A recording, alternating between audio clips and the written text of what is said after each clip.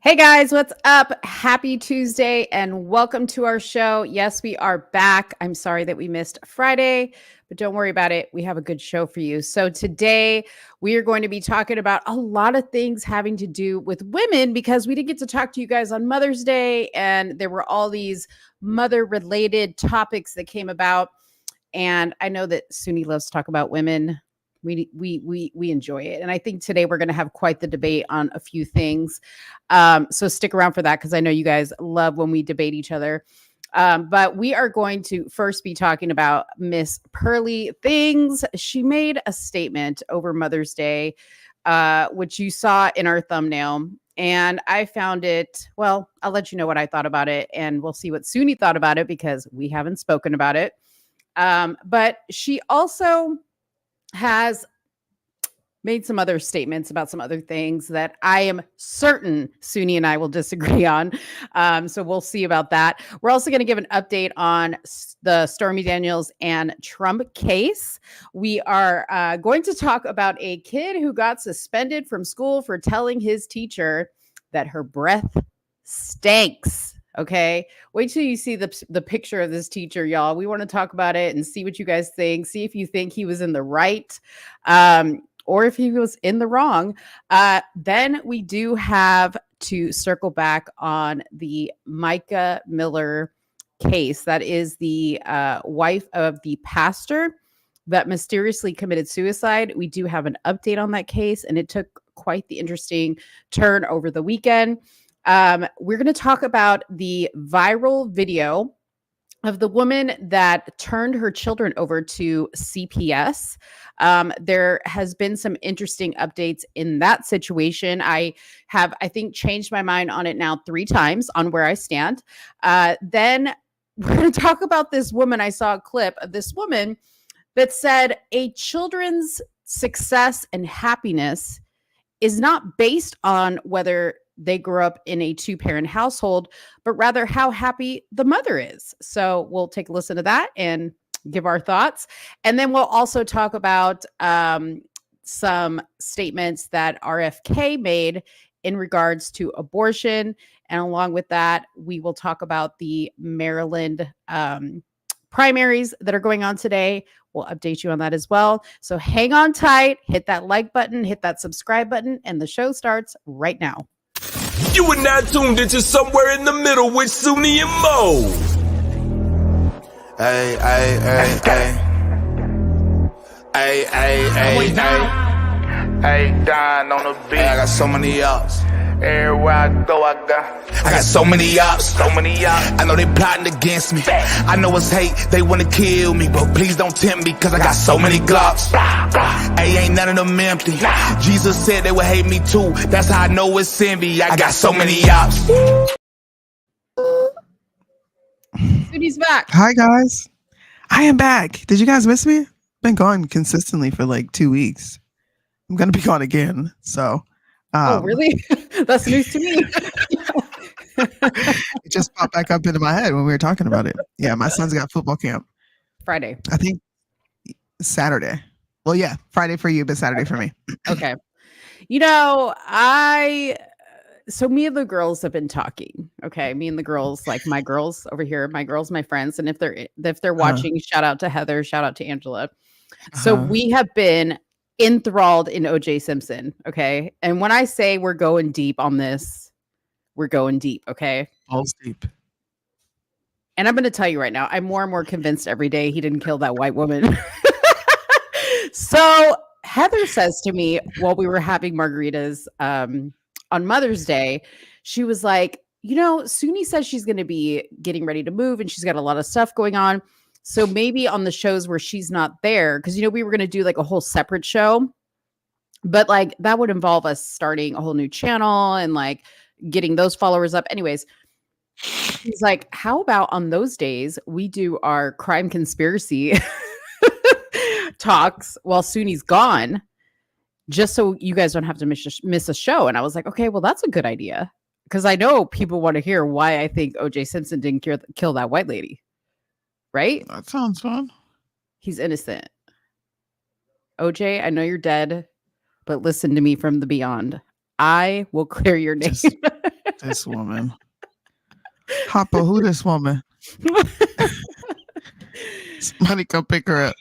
I got facts, man. I have got so many facts. It's not even funny. Come get her. You know, You got facts? I got facts, dude. And I'm just saying this. Y'all are going to remember me because one day Candace Owens is going to circle back to this and she's going to say why she thinks OJ maybe didn't commit this crime the way we thought he did, just like she did on Michael Jackson. Right? And y'all are going to be like, oh my God, Candace is right. But just remember that Mo said it first. Okay. Also, I wanted to give you your props, right? Yeah. And I have to do better. I'm not an editor. Mo is the editor. Like she does those videos. I don't have that creative, bone in my body. I just don't. The patience. I can come up with an amazing argument. I can articulate myself. But if you ask me to sit down and edit something, I'm just gonna be happening for 3 days. I want to play this because this was actually talked about on this show first. What? And I seen someone post it and I was like, this is kind of interesting. Now it's over here loading. So excuse my browser. It's taking forever and a day to load. This is a video I made? This was a subject that you had talked about and you had put some information out that no one else was talking about. And I thought it was funny that, I think it's kind of messed up that we don't support each other as conservatives, whether we're like super cool or not. If you hear someone who is in the same business as you and they're doing the same thing as you, reshare it, bro. Especially if you have a big platform to share news if someone's being objective on this. But I saw this and I was like, wow. So Bill Maher is going to get the credit for this when Mo actually put me onto this information. First, I asked her why she had sex with Trump. Listen to that, and then listen to what she says after that, and then we're going to talk about the trial because it's quite at variance of what she said to me in 2018. Why did you Donald Trump? I have no idea. Okay, but you say it's not a Me Too case. It is not a Me Too case. I mean, I wasn't assaulted. I wasn't attacked or raped or coerced or blackmailed. They tried to shove me in the Me Too box to further their own agenda. And first of all, I didn't want any part of that because it's not the truth, and I'm not a victim in that regard. That's not what she's saying now. She's talking about he was bigger and blocking the way. It's all the Me Too buzzwords. She said there was a power imbalance of power for sure. My hands were shaking so hard. She said she blacked out. Blacked out? She's a porn star. I don't think sex. That doesn't mean she's been subjected to the likes of Donald Trump. Isn't that funny how Bill Maher says what you said? I was just like, you know what? I'm going to give my girl some props because this was the first place I heard it. I didn't hear it anywhere else. I never knew that document existed. You actually pulled out the document. Yeah. But I pulled up the Bill letter. Maher. I'm like, Bill Maher? Really? Kudos to him for pulling the video because I've never seen the video. I just knew of the letter. So I knew to look for the letter. But you would think the letter in that video is enough to throw that entire case out the window. And it's not. And it's not. I know. It's not. But Michael Avenatti admitted to sending money to her. Oh God. Why? What if Trump was just tricking, you know, old men be tricking. What if Trump was just like, bro, this chump change, go buy yourself a purse. Right. What if that's what the money was for? Like, I mean, is that illegal? Well, let me just say this. She's a porn star. And you claim he invited you up to your room and you were sitting on the bed. That's what she said, that he was sitting on the bed in his underwear.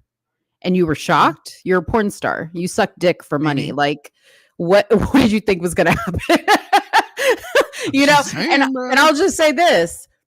I don't know what state he was doing this in, but hey, I mean, it may speak to his character, but why he's in court for it, I don't know. What are you in court for? Well, he's in court for the. I know. I'm just being facetious. I was like, wait. I was like, hold up. But I mean, but even the fact that like Michael Avenatti admitted to paying her money, right? Yeah. That's, I mean, again, that's not like a big shocker. Okay. Like Michael Jackson also paid people money because it's best to just go away, like make people go away. Otherwise, you're going to spend a lot more money fighting them or having to answer to whatever claims they're going to make. So he figured she was like a thirsty porn star. So he was going to cut her off a little bit of Trump change, no pun intended. And it would go away. And I don't know. I mean, I don't know the whole story. Did she obviously, did she take it? I don't know, but whatever. This should be enough to declare, I don't even know if you want to call it a mistrial, but to just throw the whole thing out because it's completely bogus. But I know Soonie doesn't care about this topic, but since we're on the Trump topic, we'll go ahead and I'll just give you the update. Again, like I said, Cohen testified to paying Stormy Daniels from his own pocket. I'm just giving an update on this so we can move past it on the Trump thing. So Michael Cohen, who served as former President Trump's personal attorney, testified in Manhattan court that he used his own funds to pay a former pornographic. Of course, he used his own funds, so it's not traceable. Nobody's going to look at Michael Avenatti's bank account. To pay former pornographic actress $130,000 to quiet her claims of alleged affairs with Trump. Cohen took the stand in New York versus Trump on Monday, where he told the court that as the 2016 election came down to the wire, there you go. There's the reason why he made a payment. Like he's about to run for president. He's like, I don't need this shit right now. Like, go away. It wasn't even that good. $130K. Okay. Took out a line of credit on his home in order to pay Stormy Daniels. Did Trump ask him to do that? I don't know. In order to execute a non-disclosure agreement and obtain rights to her claims of the affair.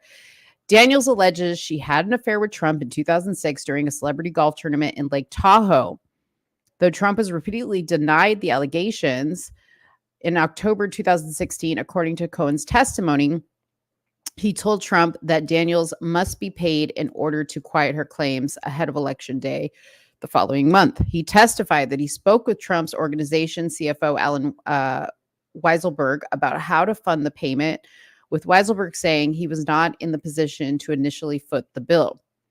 I ultimately said, okay, I'll pay it, Cohen testified, noting the urgency behind the matter as the election was just days away. Cohen described to the court that Daniels' claims would have been catastrophic to Mr. Trump and the campaign if he did not take control of the situation and iron out the NDA and payments to Daniels.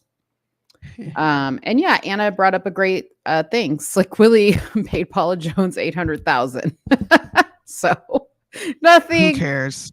Nothing new. Are we gonna dredge Bill Clinton and his shenanigans back up as indiscretions while being married in the White House? Because he definitely got head in the Oval. Yeah. He got head in the Oval.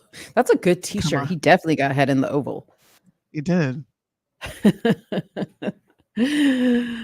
Oh, so anyways, yeah, it's just giving whatever. Had enough. Like enough is enough.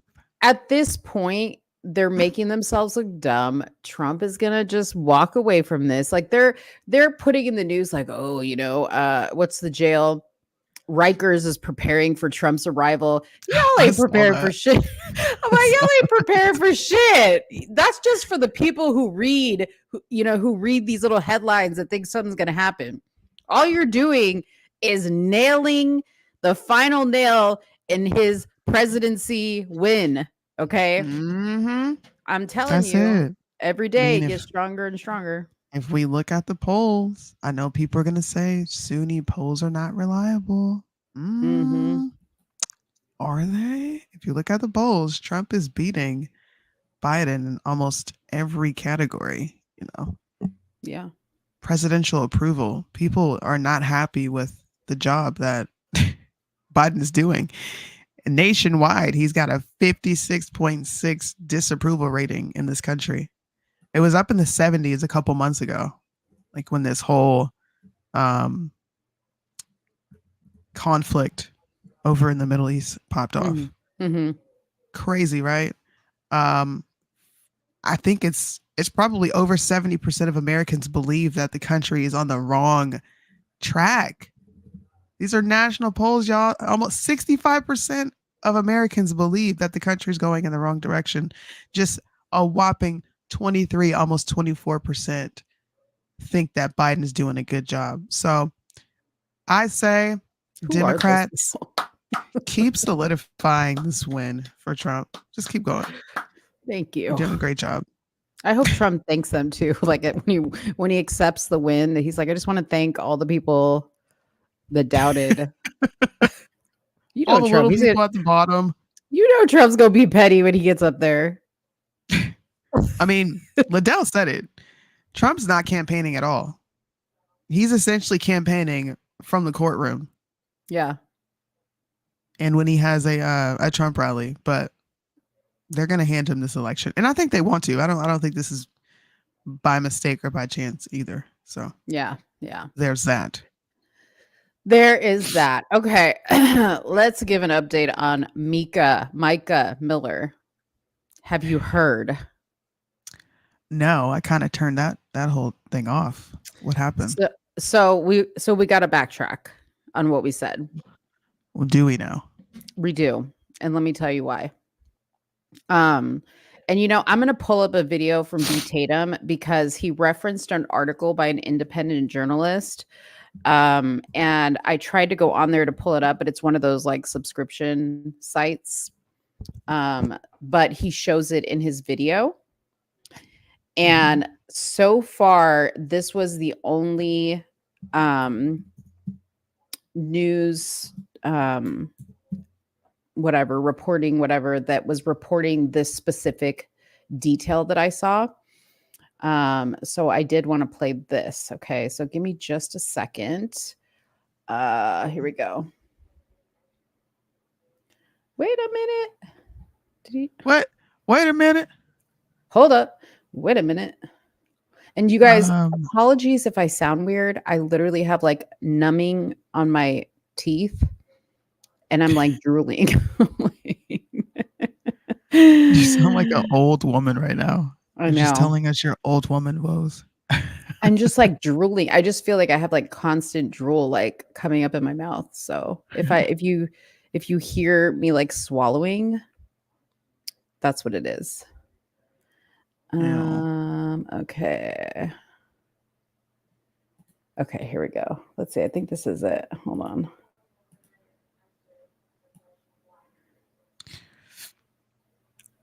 Is this it? Oh yeah, this is it. I don't think the youth is supporting Hamas. I think the media is doing a good job of saying that the youth is supporting Hamas, but I think the youth just sees egregious things happening in another country, and they feel passionate about it and they want to make their voices heard. That's what I think. No different than I think a lot of young people would when it came to BLM. I don't think all of them were well aware of what that whole organization had going on. They just, Black people are getting shot. So they're like, all right, I want to get out there and make my voice heard too. So hopefully that answers your question. Okay. I can't find, I should have had this pulled up earlier, but I'm going to show you guys the article that I'm reading from. And then I'm going to show you an updated video from the eulogy this guy gave at his wife's funeral. But if you guys don't know about this is the South Carolina pastor whose wife fatally shot herself just days after she filed for divorce. Told her memorial service that, wait. I'm skipping ahead. Okay. So this is the pastor, this guy right here. You guys may have seen the video where he like really, really oddly got up on the stage and he was like, it's the end of the service. And he's like, I just got to share something with you guys. Last night, my wife committed suicide. She's been suffering from mental health issues. And yeah, I just wanted to tell you guys that. And I want you to go away and not talk about it.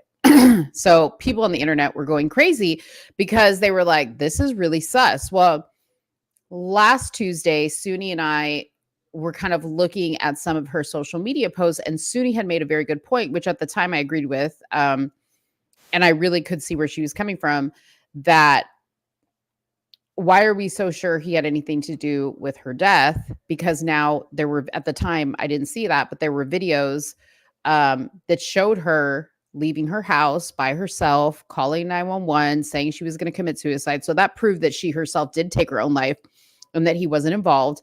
But then some of the posts that she had made kind of made her look like a hot mess, looking for attention. Mhm. So anyways, they had her funeral, and he gave a really odd eulogy at the funeral, which I'll play here in just a second.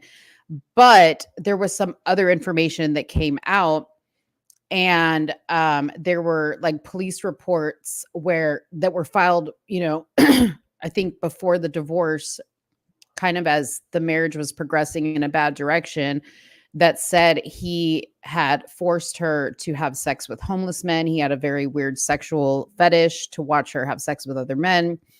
And he would just keep her kind of captive in the house for days and expected sex from her 3 times a day.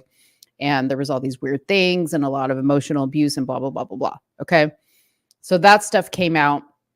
And that was all uncovered by this investigative journalist who was able to pull some of the police reports that she had made prior to her death, in the years prior to her death, in regards to their marriage and leading up to their divorce. So here is the video. Where is the video? Come on, man. I hate the freaking New York Is it him laying on the ground? No. No. Why? It was a video a little while ago. Hold on.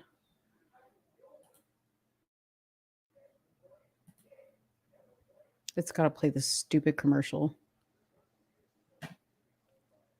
Dude, this is really going to annoy me. Okay, I'm not going to play the video because it's really slow. But anyways, just days after she filed for divorce, he said at her memorial service that he visited her body 4 separate times and even tried to, quote unquote, raise her from the dead. Her husband, John Miller, who's pastor at Solid Rock Church in Myrtle Beach, opened up about her sudden passing as he delivered a lengthy eulogy to his congregation that some have since slammed as fake and blasphemy. During the 20-minute speech from the May 5th memorial service, which was only posted online by the church on Saturday, the pastor recounted how he made several trips to the morgue in the week after her death in hopes that she would wake up. Each time, it still didn't hit me. I thought she was going to wake up. I even tried to raise her from the dead one time this week, the pastor said in a clip. Miller also recalled visiting a mall where he noticed a woman resembling his late wife, and he said he couldn't help himself and shouted, "Micah," only to find out it was one of her sisters. "I thought I had raised her from the dead. I can't wait to see her again one day," he said, breaking down in tears. The pastor, who has been accused of grooming his now late wife when she was a teen, that was the other thing that was released, is that they met when she was 10 years old. And he was much older than her, also said that while many people notice Micah's beauty, only a spouse knows how beautiful a person is on the inside. If I had 10 hours, it wouldn't be enough to tell you all the great things about her, he added. Some viewers of the memorial service though were quick to bash the pastor's eulogy, including one who ripped the widower's remarks as fake, sad act, and damage control. This is such a low-level blasphemy, another viewer wrote. Micah's death was ruled a suicide by the Robeson County medical examiner, but her family has since pleaded for cops to deeply investigate her demise, and amid allegations her husband had abused and groomed her. Micah had contacted police a handful of times and made all sorts of allegations against her husband in the lead up to her death. In one report, she alleged her husband groomed her when she was a teen before they even got married in 2017. She also alleged to relatives and other church members that she had been previously abused by her partner in various court filings. Micah had reportedly told her sisters that if she were ever found dead in the exact manner she was found in the park, her husband would be responsible, according to an affidavit filed by her younger sister, Sierra. Micah stated to me on many occasions, "If I end up with a bullet in my head, it was not by me. It was JP." I don't know what that means because she clearly did take her own life. In the weeks before her death, she discovered a tracking device on her car and had her tires slashed more than once, Miller's brother, Nathaniel Francis, said in a separate affidavit. The affidavits were submitted as Micah's sister sought to be appointed the special administrator of her sister's estate. Miller's lawyer strongly denies any allegations of grooming and abuse. So, yeah, it's definitely a little bit more than what we thought. I will say that. It'll be interesting to see what this investigation leads up to, but the fact that she did file police reports in 2017 definitely, I think, creates a paper trail for what she's alleging. So, what do you think? What do you think? I don't know. I feel like I already knew some of this stuff. Like I talked about the whole grooming thing. I don't think there's any proof of that. It's just her family saying this happened. Mm-hmm. Him saying he thought he raised her from the dead. To me, that just seems like he's being super dramatic. Mm-hmm. I don't know. I don't find any of these things to be really odd. I think people just deal in grief in weird ways. But all of it is still he said, she said. Even if you look at the police report, the cops write at the bottom of the report that there's no evidence for any of these claims. Now, I did see a video of him laid out in the lawn acting like a fucking fool. Do you have that? I haven't seen that one. Odd. Yeah. Hold on, I'll pull it up.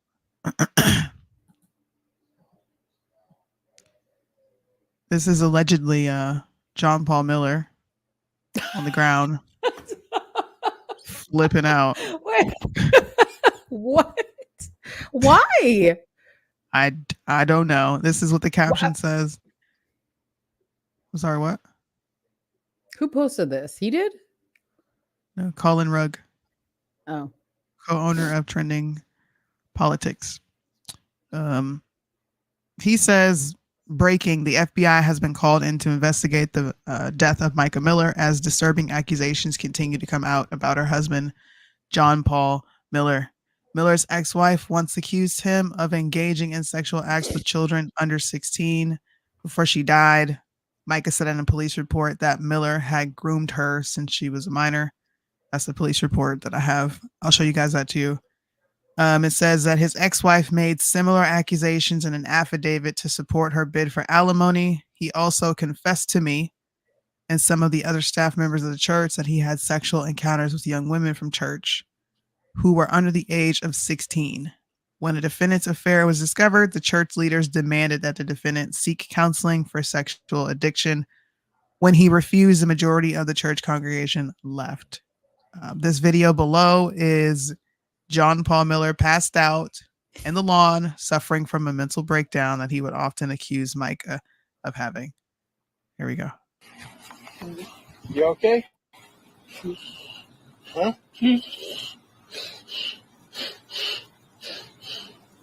You okay? What's the matter? Huh? What's the matter?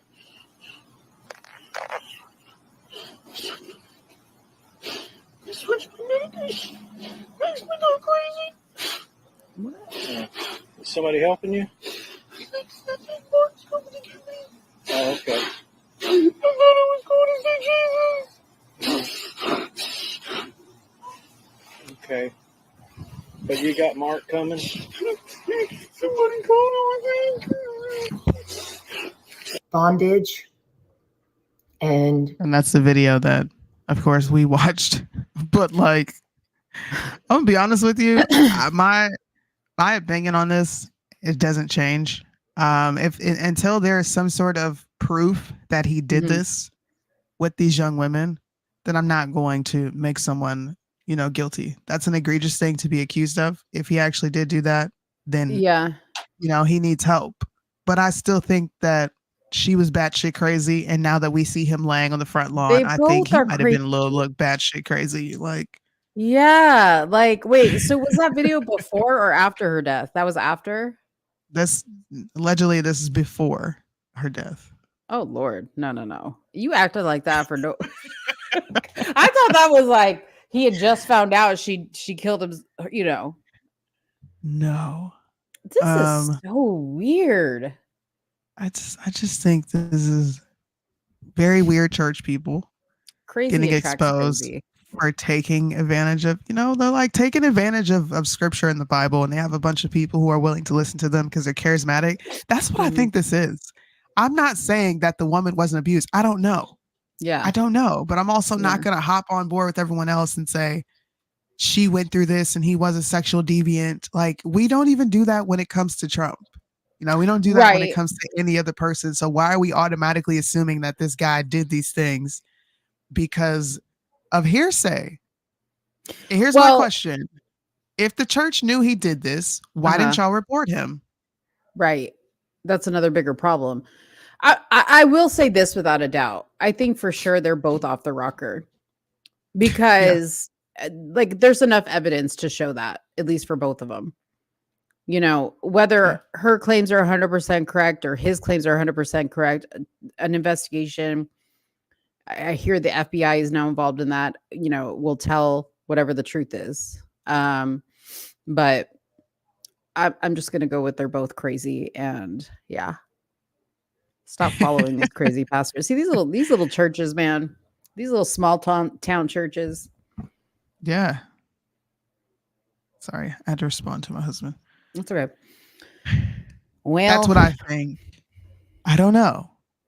There's a lot of, all I'm gonna say is if you want to gain, I guess some more context to the situation, which I don't think will help you understand their dynamic at all. Mm-hmm. Just go to Twitter and type in Micah Miller, and probably everything you want to read is gonna be posted here. Like, this is from, I think this is telephone harassment, City of Myrtle Beach, Rock Solid Ministries. It doesn't say who this is against, but here's the complaint down here. Complaint says he's being harassed on social media and by text by his wife and her family, and would like to make a report about it. The CP said he was being harassed by his wife on social media, and detective looked at the wife's Facebook post where she talks about abuse. There were no names mentioned and no intent or harassment on social media platforms. The complaint had no text or proof of harassment and was advised by, I'm sure this is a reporting officer, to block any further social media from his wife. And he was also advised not to look at her page since it upset him. So this is a nail in his coffin to show that he was doing the same thing she was. Yeah. Because we don't have all the context to the story. Sorry. This is not the believe all women train over here. I'm not doing that. No. It just shows that they're both off their rocker. Okay. Even with the new information, right? We watched this video. This video is still bizarre to me. Mm-hmm. She keeps talking about the bride of Christ and you don't deserve this. And it's like, and I don't want people in my business. Y'all both just seem a little off. The bride of Christ. You just do. I'm not making fun of her. I'm not, God bless her. Like I said before, when you kill yourself, it's the coward's way out, so don't have mercy on your soul. But her family, of course, I feel for them. But bro, are we really not going to act like these videos before you had all this knowledge didn't make this woman look psycho? She called 911 and said, I just want my family to find me because I'm going to kill myself. Mm-hmm. Bro, is that not crazy? Yeah, it is. It is crazy. How much you want to bet he's going to be the next one to kill himself? You think so? Yeah. I wouldn't put it past him. See. These both seem like two people that are desperate for attention. That's what I'm saying. Yeah. Be on the same page. All right. Well, may she rest. May he get it together. May he get it together. That's our next subject. Let's talk about Pearly things. We'll talk about Pearl. I hate I don't her. like Pearl either. No, let me take that back. I just dislike her greatly. God. All right. So let's first talk about this. So Okay. she posted on Mother's Day. And again, Soonie and I have not talked about this. No. Happy Mother's Day, but only to married mothers. The rest of you hoes need to go back to the fathers of your kids. Do you agree? So my poll, as of right now, 84% of people do not agree with what that post says, and 16% of people do agree with what that post says. Where do you stand? Because I do not agree. With what part? This is a 2-part thing. Which part? About the only to married mothers part, like only married mothers deserve a happy Mother's Day. Now, No.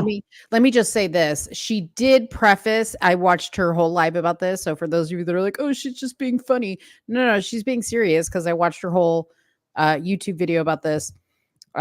She did say if you're a widow, that she's not talking about you. No, I don't agree with the first part that only married women. That's kind of stupid. Yes, I do agree with the bottom part. I do think that they need to go back to the fathers of their children and they need to try to make it work. Now, if it does not work, then it does not work. But I think we should encourage all families to stay together and not encourage casual sex, because this is what breeds casual sex: baby mamas and baby daddies. Yeah. So the latter half of what she's saying, I agree with. Yeah, and I do agree with that statement as well. And there was a lot of moms that are no longer with their fathers, that are not your typical baby mama. But either they were like, I was in an abusive relationship, I had no choice type of thing. Granted, you pick the guy, but still, nevertheless, again, that doesn't mean that you don't get to be a happy or a Mother's Day. You don't get to celebrate Mother's Day. Now, we will be talking in a little bit of someone who I don't think should celebrate Mother's Day, because I think she's a very crappy mother. And some of you guys might say, well, Monique, did you not see the full video? Oh, I have all the videos, okay, of this one when I get to her, because I'm about to hand this woman's ass to her. But as for Pearl, and I know every time we talk about Pearl, it's the same thing, is she makes a statement like this. And she has no right to make a statement like this, Pearl, because the very men that you are trying to cater to with your little posts want nothing to do with you. Hence why you are single with no kids. And I'm not trying to bash women who are single, okay? But you are a miserable person. And you don't get to comment on certain things. You don't get to comment on marriage. You don't get to comment on relationships. And you don't get to comment on kids. The reason being, you don't have any of those things. You are you suck the top off the red pill community, hoping that they'll like you, hoping that you'll be part of the cool kids club, and you're never going to be. Okay? So zip it. Yeah, that's right, Carmen. She's the dumb red pill club. I mean, no, Pearl. This should be the response to Pearl. Happy Father's Day, but only to married fathers. The rest of you hoes need to go back to the mother of your children. Just flip it. Wait, say it again. And watch how she responds to that. When it's Father's Day. Oh, yeah. Mm-hmm. Happy Father's Day, but only to married fathers. Yeah. The rest of you hoes need to go back to the mother of your children. Yeah. That's it. That's a great response. She's stupid. Pearl is stupid. I just had a conversation about Pearl the other day. Mm-hmm. Pearl cannot debate. Pearl cannot articulate points. Pearl, she's so boring. Regurgitates red pill talking points. Okay. No, she steals everything she says. Nothing she says. Repeal the 19th. Yeah. Everything she says is somebody else's thought or idea. The whole repeal the 19th. She made a shirt, and Soonie was saying it long before her. I'm like, a lot of the stuff. There was a while back, Soonie, remember? Like, she was just literally, I was like, does she watch our show? Because she would regurgitate what I would say. Yeah. And here's a great example is a woman like Carmen. Okay. She's a single mother, and she's told her story many times online as to why she's still single. She is raising a great young woman. She's not, ratchet. She's not out here in these streets sleeping around. She would have loved to stay with the father of her child. She would have loved to have it work out, but it just didn't work out that way, But I just think that this statement is so irresponsible and reckless. It's like, okay, yeah, the rest of you hoes. Yeah, but not all single mothers are hoes. There's a lot of women out there that, made bad decisions and would like things to be different, but they also don't want to have different men running in and out of their home in an effort to find a husband. I understand all that, So anyways, I just think she's an idiot. But let's keep talking about her because she posted something else, okay? Oh God. And I know we're going to disagree here. I know for a fact because when you and I talked about that whole conservative calendar thing, we had a whole debate about that. So I'll read this to you. This woman that you're looking at is Michaela Peterson. She's the daughter of Jordan Peterson. And she recently had a baby. And I think she posted this on Mother's Day because it says nothing better than momming. Nothing creates as much pure joy to me. So that's her with her daughter. Anyways, Pearl reposts this picture and she says, this is getting out of hand. And I go to the comment section because I'm thinking like, what's getting out of hand? Because I'm looking at her post, right? Apparently Pearl's looking at her outfit and the fact that she has boobs and Pearl doesn't. And she obviously doesn't like the way she's dressing because she doesn't think women should dress like this. And there was comments that were like, Jordan has failed as a father and blah, blah, blah, blah, blah. Michaela is married. Okay. Michaela has a child. Michaela has a great life. Clearly, Michaela's husband has no problem with this. Now, I don't see that Michaela was like posting this as some type of thirst trap. This is like her Mother's Day post. This is obviously the outfit that she wore for Mother's Day, I'm assuming. And her husband seems to be fine with this, okay? I put in here that Pearl's just upset because she could never pull off wearing a dress like this. And she's nowhere near as pretty as this girl is. So I think she's just like sour grapes about it. But there was just a lot of people in the comments that were like, what a disgrace. Like she's da da da da da. And I don't know. I'm getting really over that type of stuff. Cause I'm like, okay, you talk to women all day, Pearl, about how they need to get married and have children, right? This woman's doing all that. And now you're judging her for her outfit. Like, shut up. Just shut up. If she was somebody different, I might hear her out, but I would still be like, I don't really personally see anything wrong with her outfit. I think people are freaking out because they see tan lines. But I don't know. What do you think? About her outfit or about what Pearl said? About what Pearl said. And obviously her outfit, because that's what she commented on. I mean, it's not something I would wear. Right. I don't really care. I think the calendar and this is two different things. This is someone taking a picture on Mother's Day. And that's what she chose to wear. I don't think Pearl has a point. I don't understand what she means by this is getting out of hand. I will say I don't think this has anything to do with her being jealous that she doesn't look that way. I think this just has everything to do with Pearl staying on brand and criticizing women for every little thing. It's just like it's like conservatives, black conservatives and black on black crime.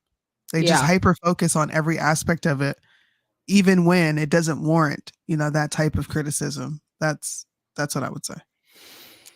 Well, I posted this and I got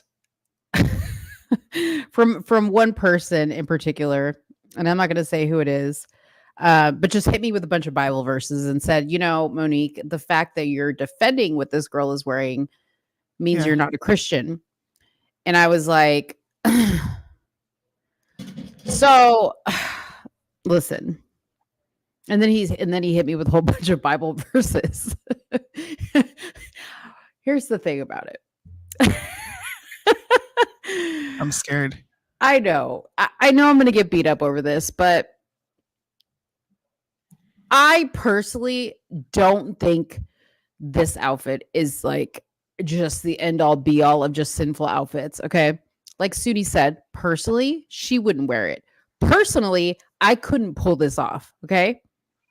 I couldn't wear this outfit. Number one, my boobs would be busting out of it way too much. I just wouldn't look cute. She looks cute, right? I think she looks cute. But this guy said to me, you know, you might as well just admit that you're not a Christian and that you don't believe in Jesus because the Bible says you can't do this. And I said, well, I get the Bible says that, but the Bible says a lot of things that we do, right? The Bible also says that women shouldn't braid their hair and shouldn't wear pearls and gold. Well, I wear gold every day, so I guess that means I'm fucking going to hell, you know, because I don't follow exactly what the Bible says. And he's like, well, it doesn't say that you have to, we're not all perfect, but you need to believe what the Bible says. You need to stand by it. And I said, okay, but what's the difference between saying the Bible says this, and I agree that that's what the Bible says, but I'm still going to wear gold hoops every freaking day of my life. Like, I'm just keeping it real. Do I follow everything the Bible says? No, I don't. No, I don't. And I don't know anybody that does, but we're not going to get into that because that's not what this is about. But like, all I'm saying is the lengths to which people go to like berate you when you have an opinion about something. It's like, okay. He literally was like, well, I guess you like what Cardi B wears. I don't give a fuck what Cardi B wears. I don't care. I don't know. I mean,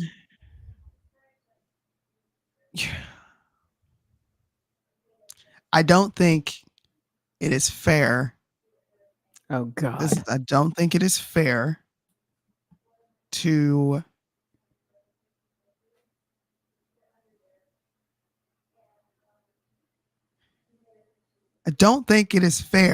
to say nobody follows what the Bible says and you don't know anybody, because you know several people who do. No, what I'm saying is like nobody goes without doing some type of thing that goes against the Bible at some point. There is not one person. There really isn't. There are people that, oh, I repent for this, right? I made this mistake. Now you're not supposed to go back and make the same mistake and keep repenting over the same thing over and over again. But my point is like, there are some things that are in the Bible that people don't do. Well, just because it was written so long ago and it's not even realistic. You know what I mean? Well, no, like, that's missing context, because there are certain things that we're no longer called to do. Mm-hmm. So to say that they don't do those things, well, because we're not held to that. There's a new covenant, but like you said, that's another conversation. Yeah. I'm not going to say what she's wearing is okay. It's not. Would I wear this? No. But do I think it's okay that she's posting a picture with her cleavage on blast and her shoulders out? No, I don't think it's okay. And and that's the point, is like, you don't have to say it's okay. Just like, I don't have to be like, I'm just disgusted. You know what I mean? But I just think Pearl writing in here, this is getting out of hand. I mean, I think she might be being a bit hyperbolic. Yeah. I don't think that she is a Christian. Mm-hmm. But I understand a Christian's perspective on why this is just like, why would you wear this out? Mm-hmm. Like, why would you wear this out? I would question that. I question women's bathing suits when they go to the beach, when they go to the pool. Mm-hmm. This is not your bedroom. You're coming here to swim. There's kids here. So I'm not as like I'm not going to go out of my way to make a post about it. No, Yeah. like I'm not going to do that. But if you were to show me this and be like, Soonie, what you think about this outfit? I would be like, haram, where the fuck are the rest of your clothes? Like, put some clothes on. Mm-hmm. Mm-hmm. But I believe we're supposed to dress modest. That doesn't mean that you can't wear clothes. Like, I personally don't wear tank tops unless I'm in the house. I don't wear them out unless I'm going to the beach, and I have a jacket to cover it.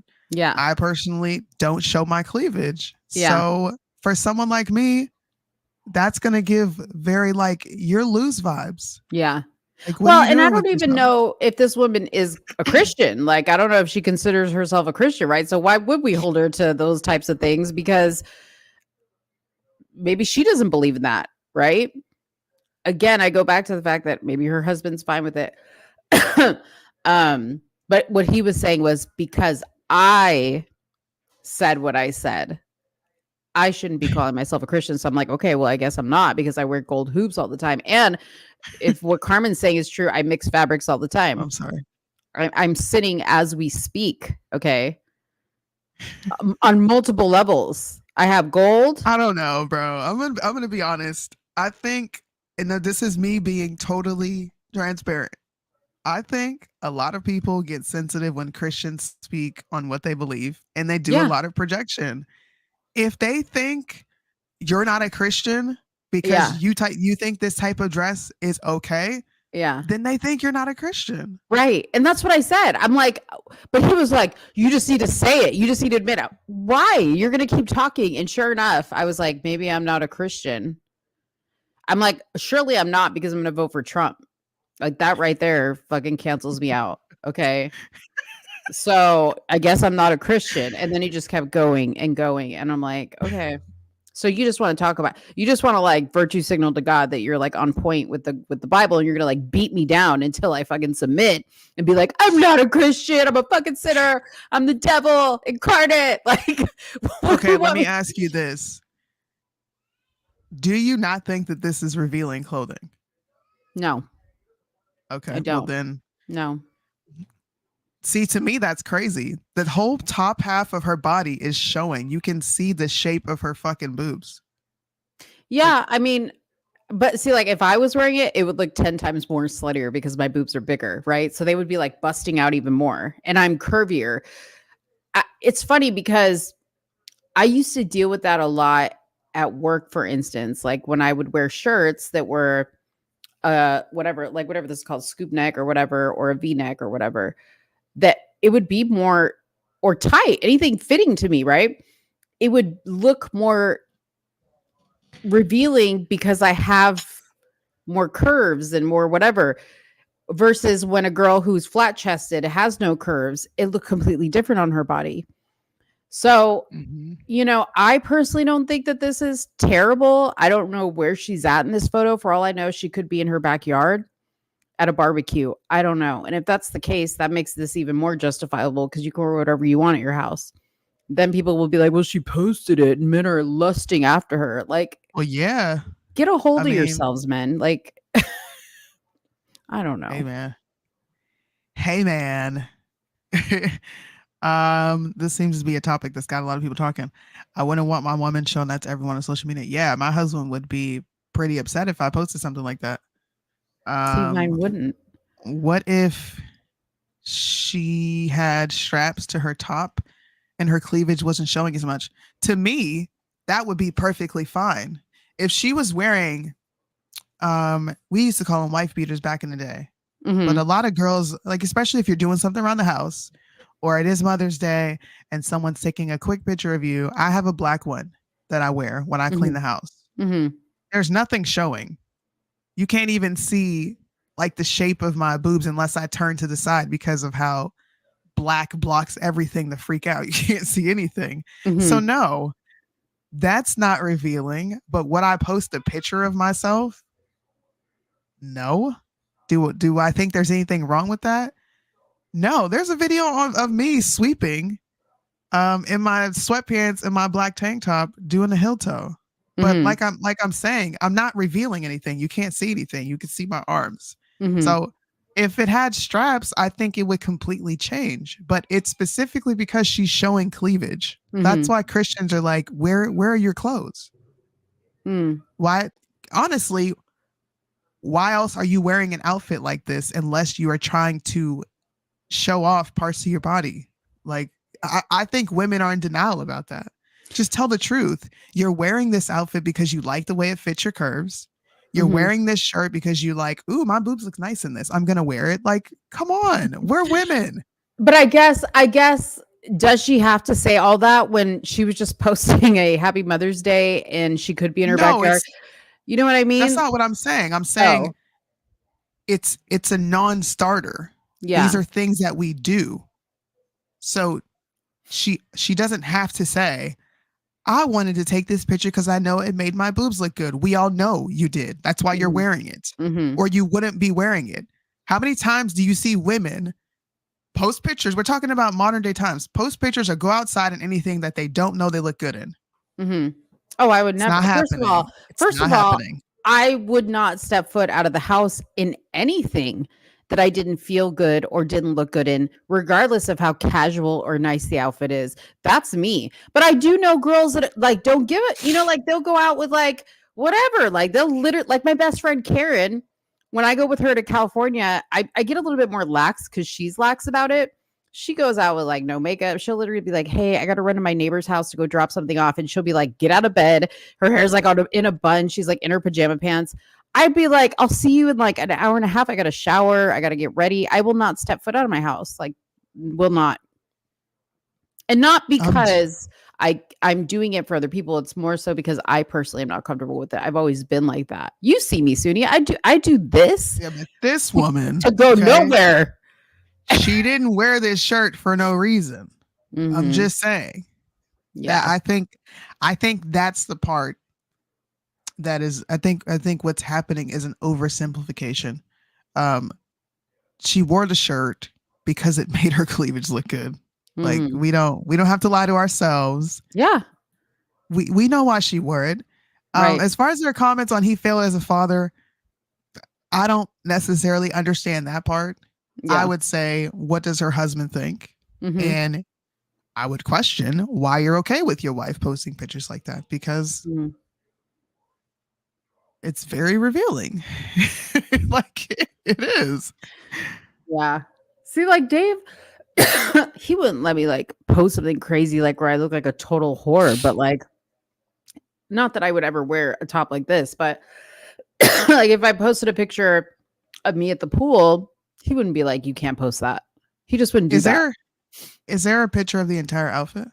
No, there's not. I think this is a dress though. I think this is a dress. If I'm not mistaken. Yeah. I mean, she posted it knowing that she would get a response. So No, she didn't say it, but we don't need women like this is what I mean. Just come on, Cherie. Can we just have a moment? Come on, where we Cherie. tell the truth, bro. Like, why as women do we lie and try to make things innocent all the time? I didn't wear this because I know my butt looked good in it. Yes, you did. Bitch, stop lying. Yes, you did. Are you kidding me? I didn't wear this shirt because it was going to show my cleavage. I just like the shirt. Shut up. Why are you lying? I agree. Listen, I agree with you. Ladies, come on. I don't put on, when I put on an outfit like to go out, okay? I'm not talking about like whatever everyday outfit. I'm like looking at myself in the front and the back and whatever, because I'm trying to see how I look because I care. Come on. Don't front now. Don't make us look bad. Now, do I think she's trying to thirst trap people with a baby? No. I don't think that that's happening. I think that this is probably how she is all the time. She doesn't think about, number one, she's Canadian. Okay. Canadians are a whole nother breed of people. Okay.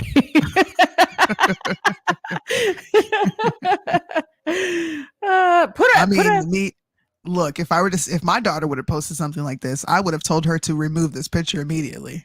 No, like you need to take that picture down and you need to put on some damn clothes. I would say that to my daughter 1000%. Yeah.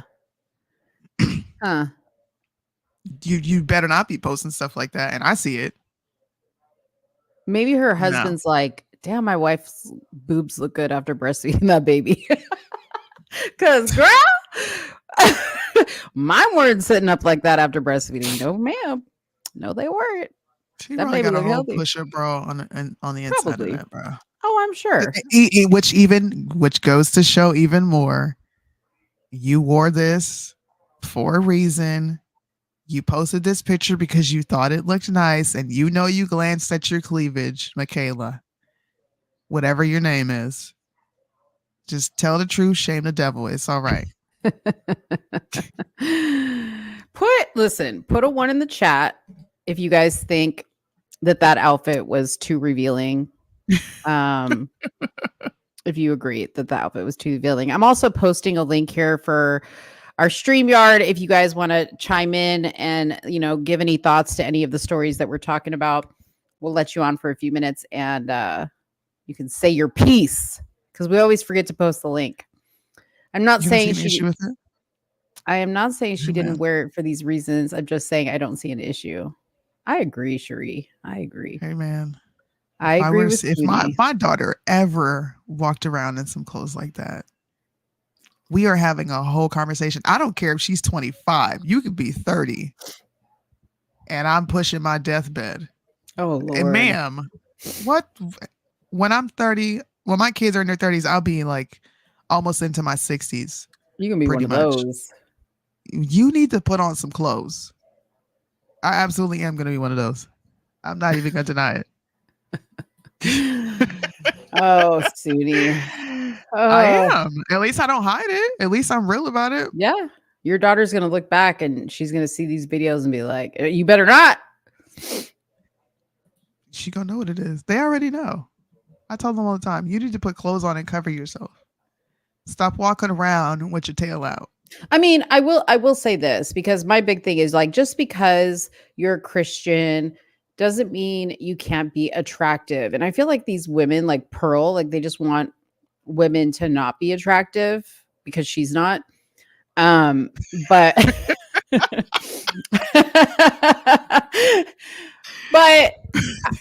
but let me say this, ladies, you don't have to like show skin and boobs and wear tight clothes to be attractive. No. You can be very attractive in just clothes that fit you well, and that can be something that completely covers every inch of your body. I have seen women dress very, very modestly, but still look extremely sexy. Like what I'd be like, wow, what a beautiful woman. Like she looks sexy. Okay. And not be showing all of her stuff. Okay. So it can be done. There's a line there. See, so that's going to be the argument that Christians make. So if it can be done, why are you going against the grain to show more of your body? Mm-hmm. The other reason would be it's hot. That's why you like your assets. Well, no, because like for me, so yeah, that too. I like my assets, but like sometimes I'm just hot. You know what I mean? Like if I was going to like an event, I'd be like, damn, like I want to wear something that covers everything up. But then what if I start dancing and, I'm at an event and I'm just like, hey, I don't want to be like hot. And like, I feel like I'm just like burning up. See, look, you guys would be, just imagine paparazzi taking a picture of me. People would be like, this girl is so plain. Like, how many days in a row are you going to wear sweats? I saw Soonie come outside one or 2 days in some jeans. Bro, I'm wearing comfortable clothes, okay? I wear a t-shirt every day. There's not a time that I don't wear a t-shirt. I wear either some yoga pants or some Nike sports pants or some sweats, bro. That's what you're going to see me in, and some sneakers, maybe some slides. Yeah. It's rare if I step out. Like if I'm stepping out, it's because I'm going somewhere with my husband, or we're going out to eat, or there's something nice going on. Then a lot of people will be like, okay, but I've never been told I'm ugly or not attractive because of how I dress, especially, from guys. You can, if you are a pretty girl and you know how to dress yourself, you can walk around in a ball cap, a t-shirt, and some jeans and still pull a guy.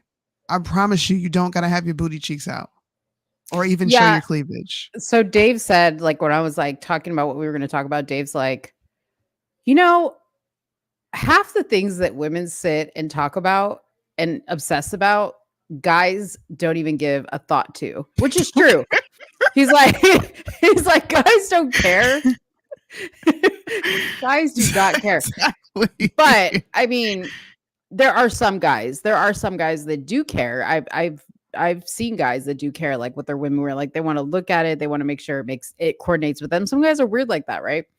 But then some guys are just like, I could care less. I could care less what you wear to bed. I could care less what you wear out. I mean, obviously for the occasion, right? Like if you were going to like a gala and you show up in like a hoodie and some sneakers, your husband's gonna be like, Soonie, like put on something. Yeah, he's gonna be like, what are you doing? Of right. course. Right, exactly. But if it's like, hey, I'll meet you at the, the city council meeting, or even CPAC.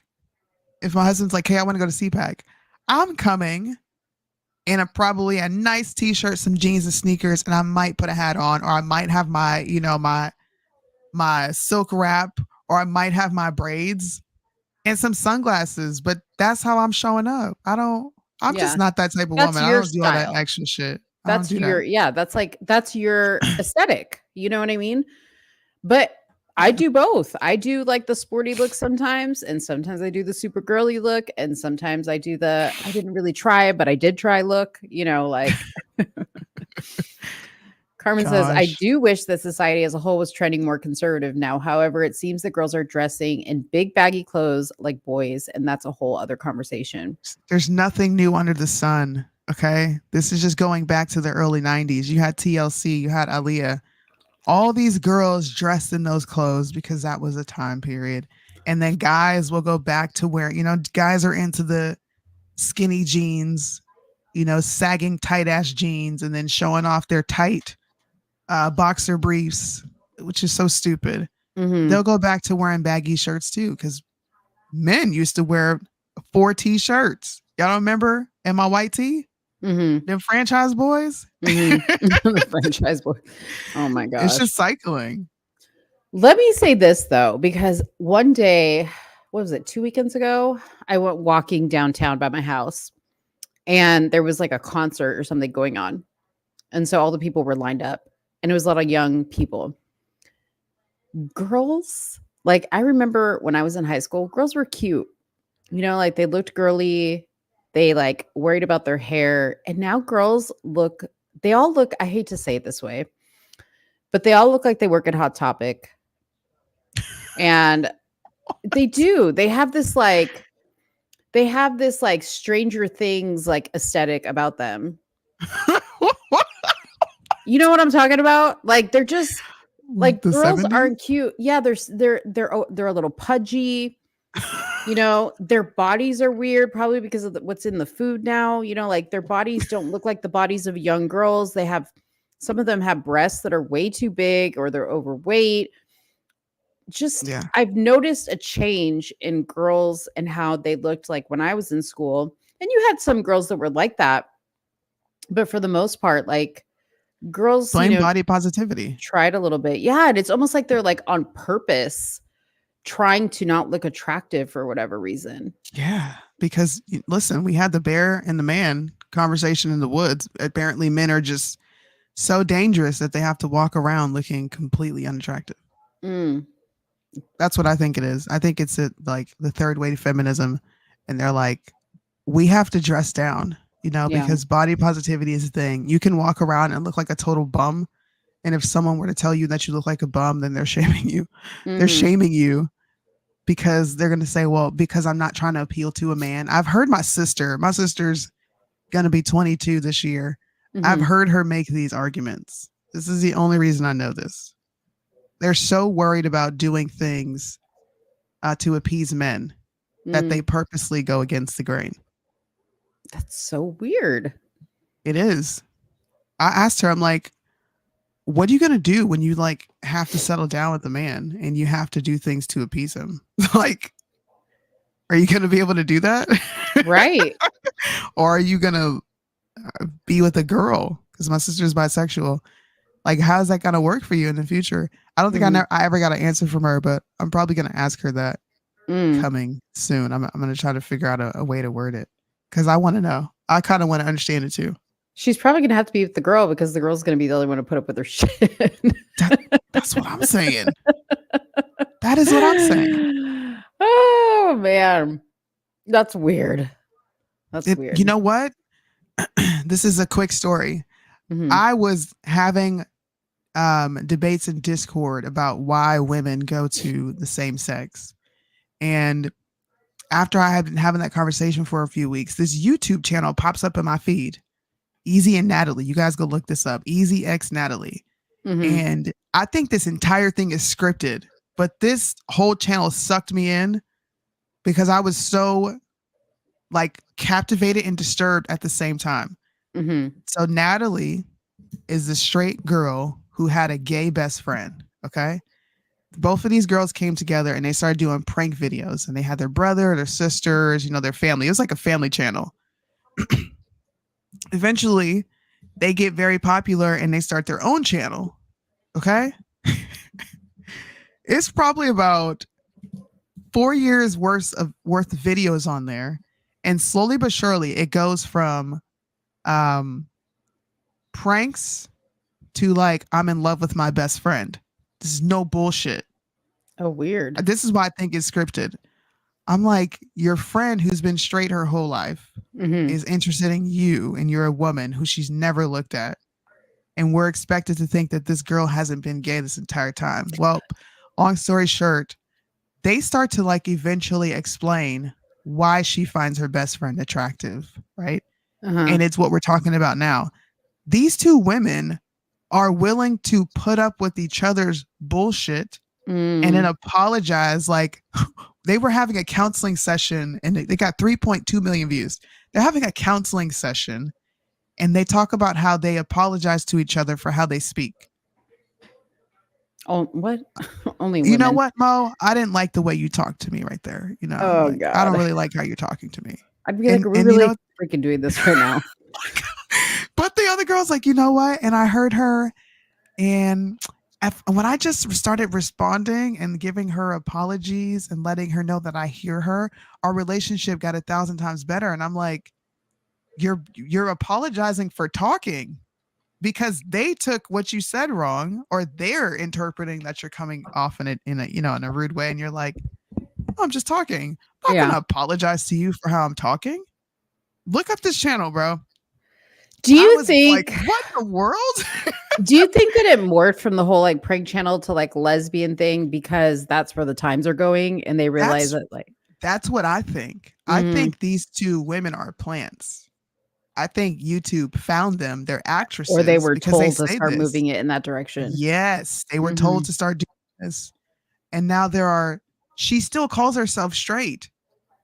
I'm like, you're not straight. You like a girl. That's so weird. And the girl who's gay, she dresses like a boy, but she's not a boy.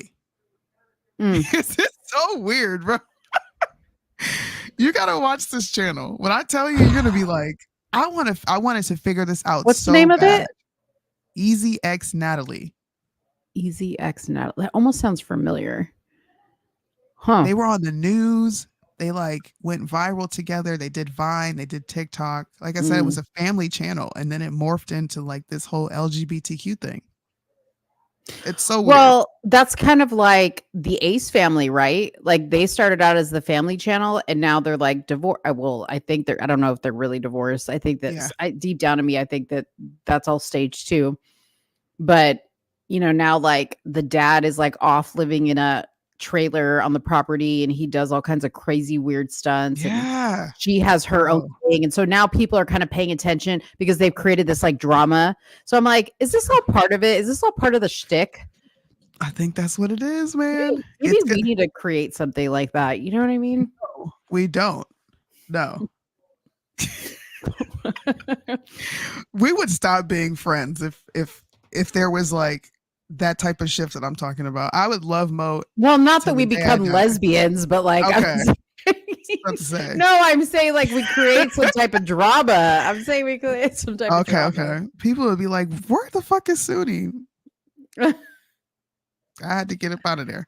Yeah. I feel like we're almost past the times of being sexually attracted and procreating enough. We are. That's I think really we're scary. well past that. I think that's kind of the point because they're trying to slow down, they're trying to minimize the population. Do we have the ability for call-ins? So you can click on it, Carmen, and not do video. You can turn your video off. You don't have to show your video at all. Yeah. That's crazy. Good topic though. Yeah. Put some damn clothes on. Yeah. Jordan Peterson's daughter. And Nobody fuck want to you, see her Pearl. titties. Fuck you, Pearl. Pearl is horrible. I'll agree with you there. I don't like Pearl at all. I think she's horrific. Yeah, I can't wait for her to go away. Somebody expose. Well, I've seen plenty of things exposing her. She had like some friend of hers like went on some show and she was like, she literally is putting this all on as an act. Did you see that? I saw that. Yeah. You know what's crazy, Mo? Is Bryson called me. He says, Soonie, bro, this is white girl on TikTok who does the same thing you do. I think you should start posting way more videos and reacting to relationships on TikTok. And I was like, okay. This is back when I didn't care about TikTok. And then probably a month later, he had a podcast with her. And I'm like, who is this Pearly Things chick? Oh, it was her? She just popped. It was her. It was her. Bryce, I remember he called me and was like, bro, you better hop on this. And you know me. I'm like, whatever. I wouldn't have lasted though, because I'm not, playing Captain Save-A-Ho for men. This is not happening. You call yourself the Black Pearl. You know what? What? That sounds like a shtick. I might change my name on Twitter to the Black Pearl. There you go. Mo. Ooh. Mo does it again. Damn it. I get 10%. Okay. 10%. 10%. All right. Let's talk about CPS Mama. So shout out to Right Wing Angel because he's the one that posted this that I saw. Where I saw this first, but then everybody started hopping on this. And I'm going to take you through my emotions, okay, in watching this video. Have you seen this, Soonie? I've seen it, yeah. Okay. So let's watch first for the people who have not seen it. I was at the firehouse for like 3 hours. And I was trying to figure out what to do. And then they called the cops, and then the cops came, and I talked to the cops, and then they brought us up here to Children's Services.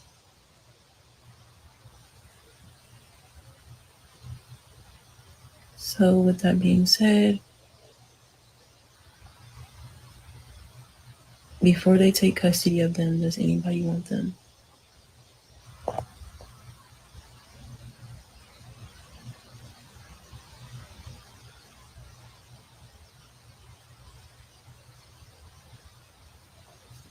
So yeah, I done reached out, no response, no nothing, and I'm tired, I'm over it. I let the fuck out of them, but like I said, if anybody wants to take custody of them or whatever, we are up here at Children's Services.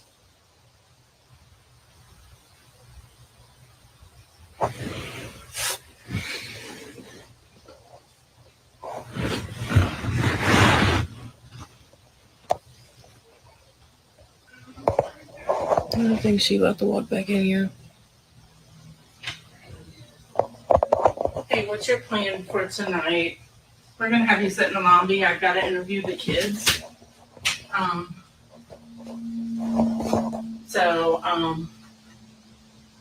Did the police bring you in with the kids? No, I drove. I just followed them. Okay. And they had the kids in their car, did you? Yeah, they had the kids and the medic with them. Okay. So if you want to sit in the lobby, I'm going to interview them, and my supervisor is going to look for a plan to see if we can come up with something. But currently, agency does have custody. The police gave us custody. I don't know if they explained that to you. Mm-mm. When the police bring the kids in, they give us what's called law. It's emergency custody, just because they have concerns. Yeah, because I'm overwhelmed. My health is, I don't have no help with them at all. So I'm going to go back and interview the kids, and right now, it's out of dependency, so it's no fault of anybody's. Mm-hmm. But anything can change. If somebody tells me something, it could be different. You know what I'm saying? I have a question. I still have like clothes and stuff. Can I bring their clothes up here, or do you guys get all new clothes? Or It will depend. Depending on where they go. If they go to a foster home, they'll provide the clothes. They don't usually take clothes from outside because of bed bug concerns and stuff. Yeah, although I don't have none, but yeah. Okay, I know, but you No, I know. came from foster parents. I would feel the same. Yeah, if you're bringing kids into your home, you're not going to always trust that. And And if now, they have special things like blankets or toys, when you get assigned a caseworker, you can always. Okay, so that was the first video that I saw. Okay. Now there was another video that carries on that I'm going to play because I want you to hear that, because this first video, I was like, as a mom, I was like, I can't even imagine ever doing this. Like, I would do whatever I had to do. First of all, you had these kids, they're your responsibility. You don't just get to just drop them off. Okay. That's not how this works. You're overwhelmed. So what? Make it work. Okay. I was pissed when I saw this and I was like, you're a piece of shit mother. I have zero respect for you. And to me, she seemed like she really didn't care. She was just like, I have clothes. You want me to bring them? You want me to drop them off? I didn't see her asking any questions. And then I saw this video. Okay. because I love them, and this is hard. Like, And sorry for the volume. This is a lower volume video and I can't do anything about it. this is killing me. But it's for the better. Like, it's for me to get my life better and focus on my schooling, my career, my health. Number one, my health, so I don't fucking die, because I can't do shit for them if I'm dead. I can't stop stressing if I don't have help, So it's like, and it's like the dads didn't want to help me. They wanted to see me beat. I done lost everything so many fucking times. But you know what? Like I said, I'm going to come back for them.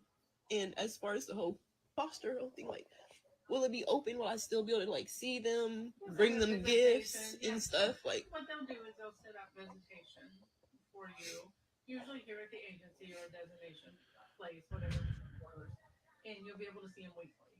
okay, that's even better, that I can still see them. Oh yeah, you'll get to see them, and I can still provide for them, right? Correct. You Birthdays. Can bring them gifts, because I love them, and this is hard. Like, this is killing me. Yeah. But it's for the better. Like, it's for me to get my life better and focus on my schooling, my career, my health. Number one, my health, so I don't fucking die. It's repeating. Birthdays. Gifts and have all that. Yeah, because, like, it's only so much I can do. I mean, I just finished my last medical class today, so it's like I just have to study for my What school did you go to? I'm in 2 different colleges right now. Okay. One is through OSU for my national medical assistant license. I have to try to open the light or something, And I made sure I told them that earlier. I made sure I told them that there's nothing wrong, and they didn't do anything wrong, and I don't want them to think that they're not enough, because they're everything I ever wanted. I'm coming back for them. I don't care, y'all. I'm telling you, respectfully from my mouth, whatever hoops you guys throw at me, no matter how you guys try to spin it, I'm coming back for my kids, and I am going to get my kids. So I blocked. Okay. So then I saw that video, and we're going to pause here for a second, but I have more to show you. I saw that video and I was like, okay, maybe I jumped the gun a little bit on this, because she really, she got me with the tears and I'm in school and it's just really hard and I'm going to come back for them and I really care and I don't want to think it's them.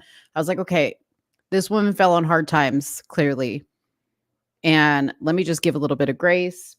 And then I saw a video Brandon posted, and even Brandon was like, oh my God, this is really breaking my heart. Like, can somebody get me in contact with this woman? Because I would actually offer to take her kids in for her, maybe offer her a job, whatever she needs to get back on her feet. And I was like, wow, that's really cool, right? So I started doing my investigative work to find her. And I come across an interview, but not before I came across her Instagram page. And I know Soonie sometimes is like, well, we can't always judge by that because, circumstances, blah, blah, blah, whatever. you guys can look at her Instagram page. I'll show it to you really quick so you guys can see if you guys want to go check it out yourself. But it made me want to go and kind of dig deeper because there were these pictures. This is the first thing I clicked on was her, fumbling through this cash dump, thinking, this is somebody who said she didn't have money to keep her kids and she's struggling. And here she is offering a class for $250 on how do you build a business. So I was just like really confused. We got to let Carmen in. Hey, Carmen, hold on one second. And then I, start seeing the usual suspects of pictures like this, pictures of her shaking her ass, pictures of her here, all leading to an OnlyFans page. She was a stripper. I wasn't even judging her then because I was like, well, she was doing what she had to do to feed her kids, whatever. Then I come across, give me just a second. Let me just pull this down for a second. I come across this interview. And I'm not going to play this whole interview because it is a very long interview, but I will post the link below so you can see it. But this is the girl right here. And she's interviewing with this girl named Neek at Night. And she goes into telling her entire story. Because this woman, she's not buying the bullshit. Basically, this girl picks horrible men, okay? Drug dealers. She herself smoked marijuana, admittedly, on the show while she was pregnant with her children. She basically gave the guy she was dating money so that they could buy bundles of pills so they could sell the pills. And she continued to get pregnant, okay? People commended her for not killing the babies and for not getting an abortion and all this other stuff. And yes, that is great. At the end of the day, I think CPS needs to take these children and never give them back to her because she clearly cannot put her children in a good environment. All she could talk about in here was building generational wealth, okay? And setting her children up for success when she herself cannot set herself up for success. So I don't know if you guys have seen this, but I will definitely post the link so you guys can watch it later. But it is, I was dumbfounded by it. Did you know all this stuff, Soonie, before I talked about it? All this development? Yeah. You did? Yeah. Okay. Yeah. Disgusting. What do you think? I'm grateful that she handed the kids over and didn't do anything else. Yeah. And I left it there because I don't know. There's a soft spot in my heart for things like this because, like I said, addiction is kind of rampant in my family. Mm-hmm. And I had a cousin who was like really, really strung out on crack and heroin. And she wasn't taking care of her kids. I remember, I'm not going to say names, but I remember my cousins coming over to play because their dad lived up the street from me. And they smelled horrid, right? Just terrible. And I remember my mom bringing them in, bathing them, giving them my clothes, and throwing their clothes away. She washed their hair. She redid their hair. She took them to, we had a store called Value City. Mm-hmm. Took them to Value City to make sure they had clothes. And I was more grateful that her mom did hand over the kids versus her taking care of them herself. Now, my cousin ended up ultimately succumbing to her addiction. She died. She became a vegetable and she died. Mm-hmm. I think when they were teenagers. So I think she's a shit mom, but I also don't know her story. I get like you're making shitty choices, which we should absolutely hold her accountable. But she did what she felt was best. Mm-hmm. She says, you know what? I can't take care of you. Clearly, she does not want to. That's obvious by her. I'm tired. I'm in school. I'm in this. You did all that, but you had kids, so you got to make that work. So clearly, she's of the mindset of, when I get stable, to all of us, because I don't know this woman. When I get stable, I'm coming back for them, right? I just can't do it right now. This is too tough. Is she a quitter? Yes, she's a quitter. Is she a shit mom? Yes. But she handed her kids over to a place that she felt was safe. I'm glad she did that and nothing else happened. So just to clue you in, and this video that I posted, it has the whole entire backstory. And then this lady also interviewed her mother as well. Huh? And in the middle of this interview, a woman who she says is her sister comes up to the window to give her a plate of food because she's doing this interview from her car. And the woman who's interviewing her says, well, couldn't they take your kids? They came and gave you a plate of food. Because she's like, yeah, we're over here celebrating Mother's Day. And I'm thinking in my head, what are you celebrating exactly? You just gave your kids up. What are you celebrating? Even if you made the right decision, I would be destroyed. You know what I mean? But she's over there celebrating. But she didn't give her kids to CPS. And truth be told, that by her, that was the third time her kids had been with CPS. The first 2 times they were taken from her because the kids were living in poor condition. She was sleeping in abandoned buildings with them because of the guys she was choosing to be with and the fathers. She has 5 children. One of the times the children, like you said, they smelled very bad and CPS took them and then gave them back to her. So this has been a cycle for these kids. The kids are not with her. They're actually split up amongst, I think, 3 or 4 families who were not assigned by CPS. They were 3 or 4 families that she herself was able to get to take the kids. So I don't know who she didn't say anything about who those people were, if they were family, if they were friends, but she said her mother and her sisters and her family, they've helped her too many times and they can't help her again. And I think she has 3 baby daddies. 2 of the kids are twins, but 5 kids in total. Well, listen, I'm glad they're no longer with their mother or that other family. She's a shit mom. Yeah. But at least she did this. At least my cousin had sane family who weren't addicted and they were like, yeah, no, you're not in a position to do this. And they, eventually took those kids, and my cousins are doing pretty well in life now. Mm-hmm. But, I don't really care about her.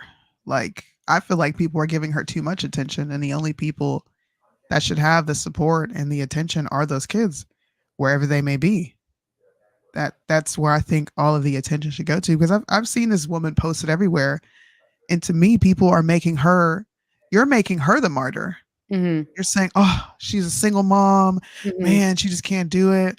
My mom had me, okay? My mom didn't have 5 kids, but my mom had me, and I watched my mom struggle on welfare, on Section 8, on food stamps for a good portion of my life.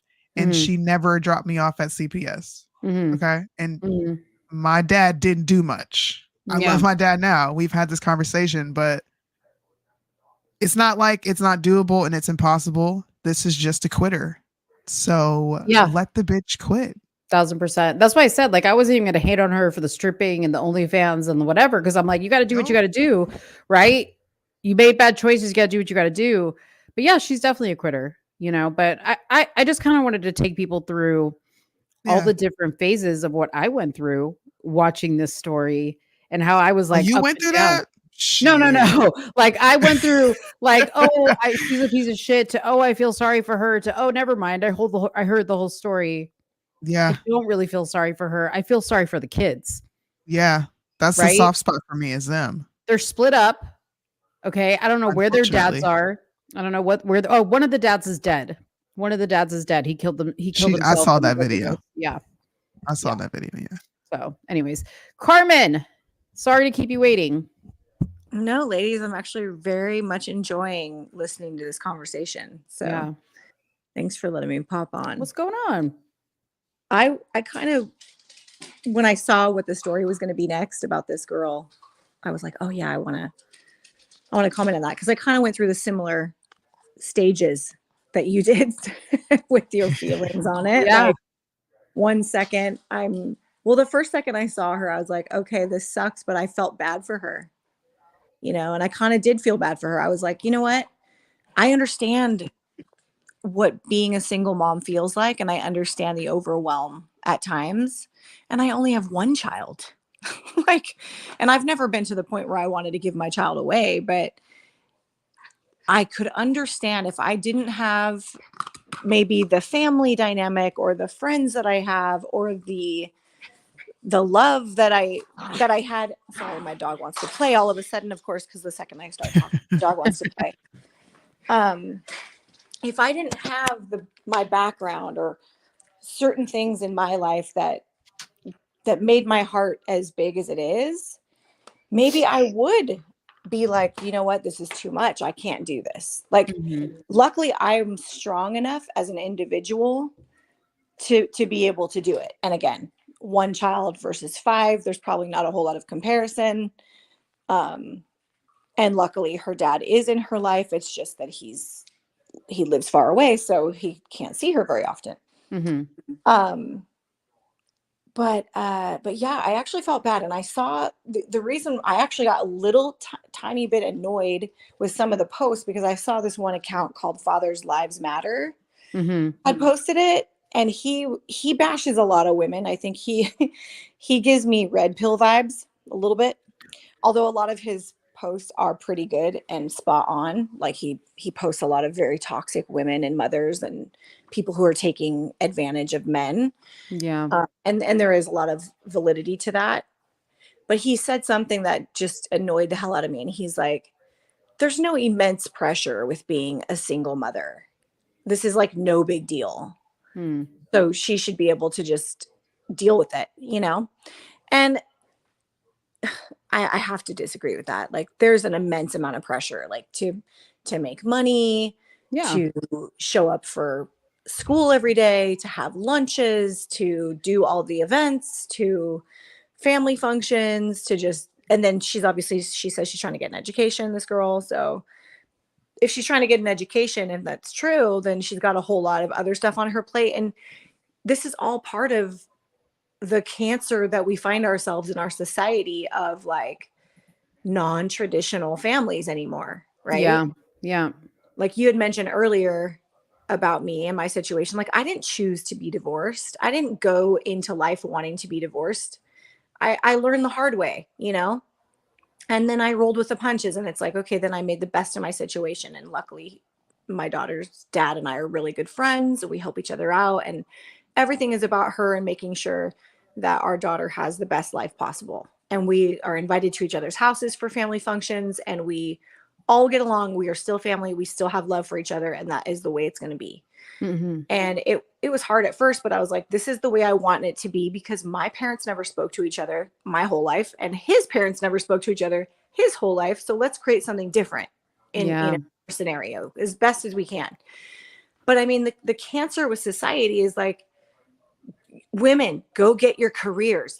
You know, like obviously she feels pressure to get a career. She's talking about, oh, I'm at 2 colleges and I'm doing this. If that's true, then obviously she's trying to come up, and she's posting stuff about making money and all this other stuff. And that's great. I mean, she has to do what she has to do. If she's a single mom and she doesn't have any help or child support or dads in the life or whatever, she's got to figure it out. Yeah. But it's like the fact that we're having all these babies out of wedlock to begin with is proliferating the issue, you know? Yeah. And where are the fathers need to take a role in this too. It's not, that's the thing I hate about the red pill community and like this Fathers Lives Matter page, is that they take no ownness over the scenario whatsoever, like not an ounce. Right. It's 100% the women. They are the gateway. They have the keys to the vagina. Therefore, they are the gateway to everything that a man wants. Therefore, it's their responsibility to police it, stop it, start it. It's all on them. And so anything cancerous that happens in a relationship or a marriage or with children or with anything, they blame the woman. And I just can't get on board with that. I mean, there's 3 daddies here, you said 3 baby daddies. And I believe. And then this woman. So there's 4 people involved here that all have ownness to this situation. And this woman's the only one that's in the hot seat. right? Where's the other ones? Well, one of them you said passed. The other two, where are they? And it is sad. Like, you know, my mom had to give me to my grandparents for a little while when she was struggling, and when, you know, she was very immature when she had me. She was 18 and super immature. I lived with my grandparents for many years. But if she didn't have that, what would she have done? I don't know. I remember staying at her friends' houses for extended periods of time too, like with their kids. And so she had like some place of reprieve. And so if this woman doesn't have that, I can understand a breaking point, but it sounds like she is also a little selfish. But at the same time, you have 5 kids and you're young and immature, you are automatically selfish. And that's what I was going to say is when you do take the time, if anybody takes the time to watch this, I watched the whole thing. It's not that she gave them up because she doesn't have the money to support them. She gave them up because she says, my children deserve to live a lavish lifestyle and I can't give that to them. Okay. So she has a place to stay. She says, I have a very nice house. She posted a picture of the Cadillac, brand new Cadillac sedan she drives actually. But she's like, it's just so hard because it takes, you know, driving all day to do Uber Eats. And, you know, by the time I'm done filling up my gas tank, it's like, lady, welcome to the life that like 80% of people live, which is doing what you got to do. Now, the fact that you feel like your kids need to live lavishly, and if they can't, you're going to give them up. That's crazy. Like, I would understand giving them up because you can't afford to put food in their mouth. But you just gave them up because she said, I was just tired and I needed to do me. That's basically what she said. I wanted to be able to go to school. I wanted to be able to like work more, because she said after posting these videos that she couldn't wait to get back in the club and shake her ass on the pole. That's what she said. Gosh. Right. So she wants to get all this money, but her kids deserve to be with their mother. And I guarantee you, kids don't care about a lavish lifestyle. They want to be with their mother. Yeah, they do. It's sad. I don't know.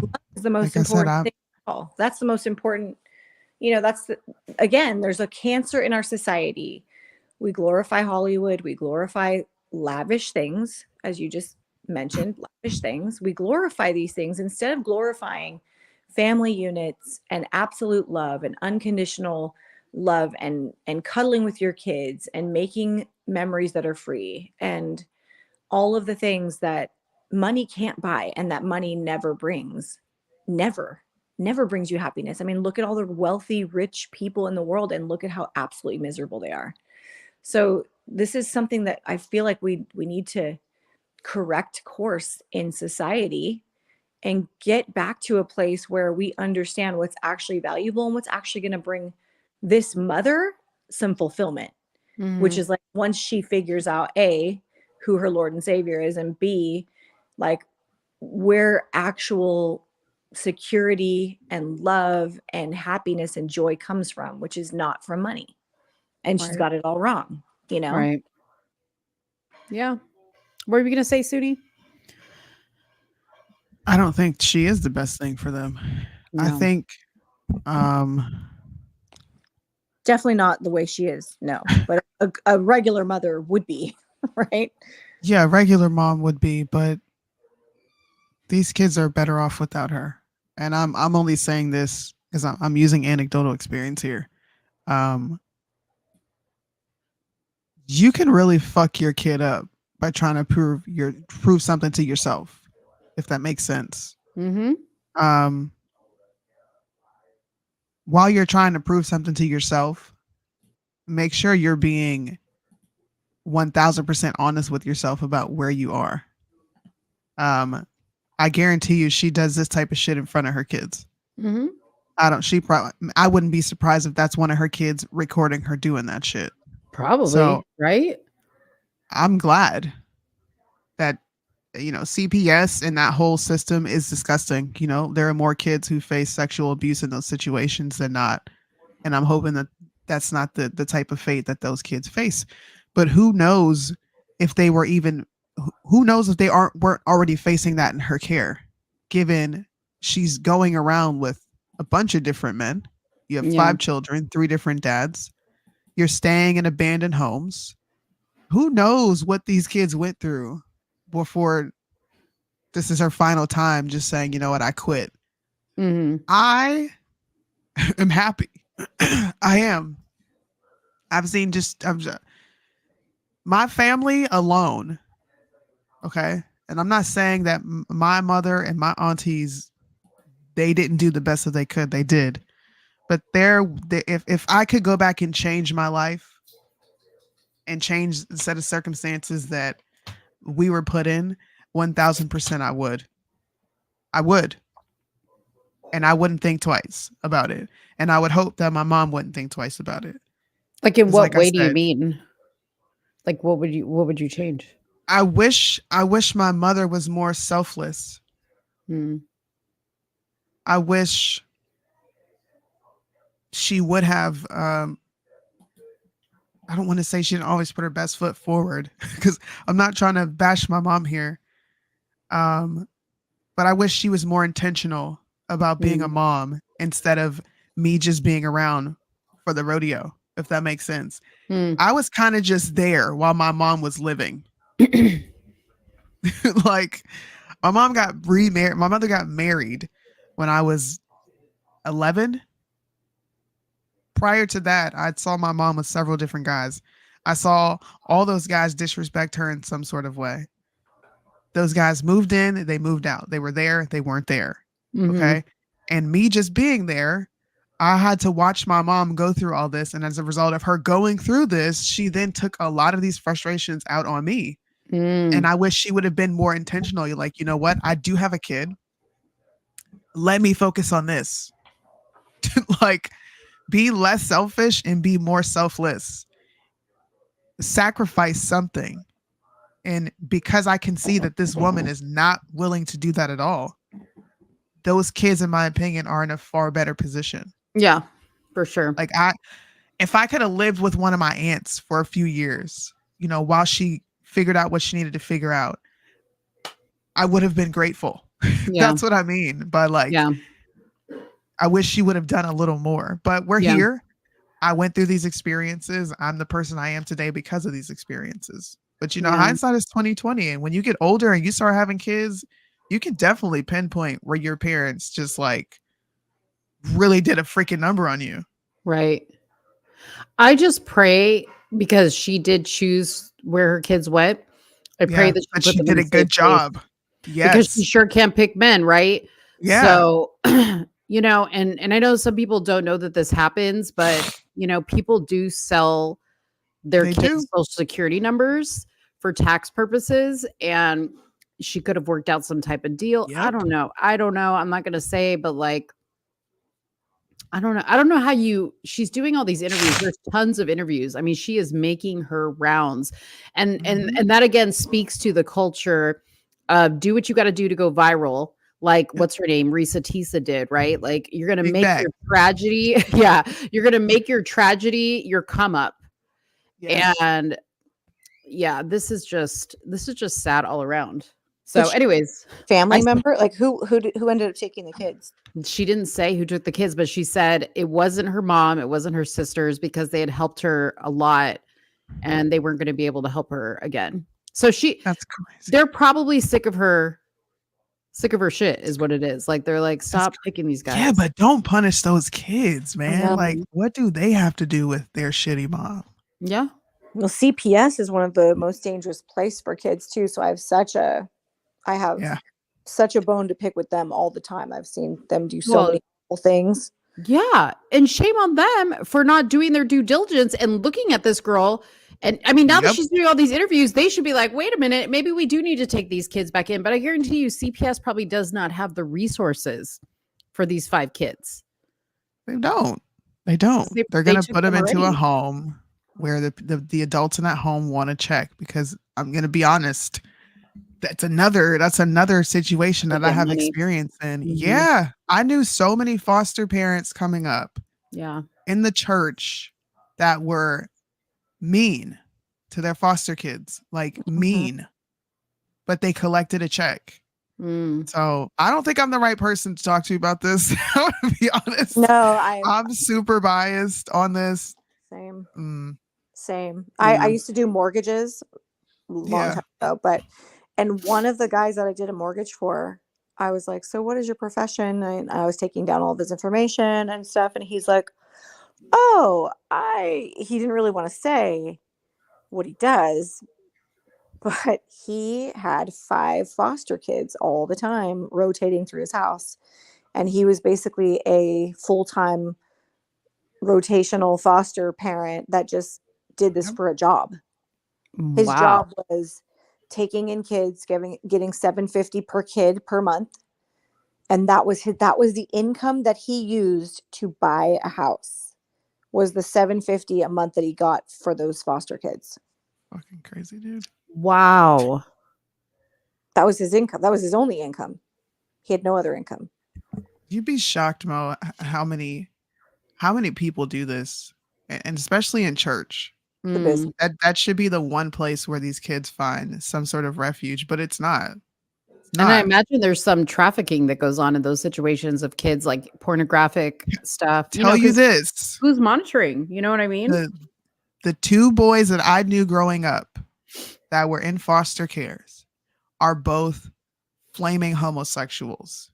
Yeah, it's a lot of sexual abuse. And there's, at least in certain states, I used to do a lot of fighting with CPS back in the day because of the vaccine mandates in California. And if you didn't get your child all their vaccines, then CPS would get called on you. So we had to learn all of the rules and how to talk to them and how to, anyway. But one of my friends who lives in Oregon, she was in foster care. Her daughter was in foster care for a little while she was in jail. She was in jail for curing her daughter of cancer with CBD oil.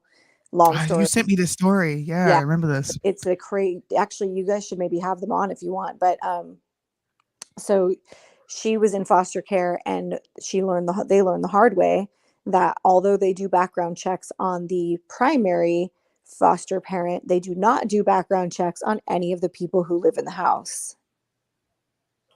Only the person who registers as the foster parent, but they can have their boyfriend living there, their adult children living there, their brothers and sisters living.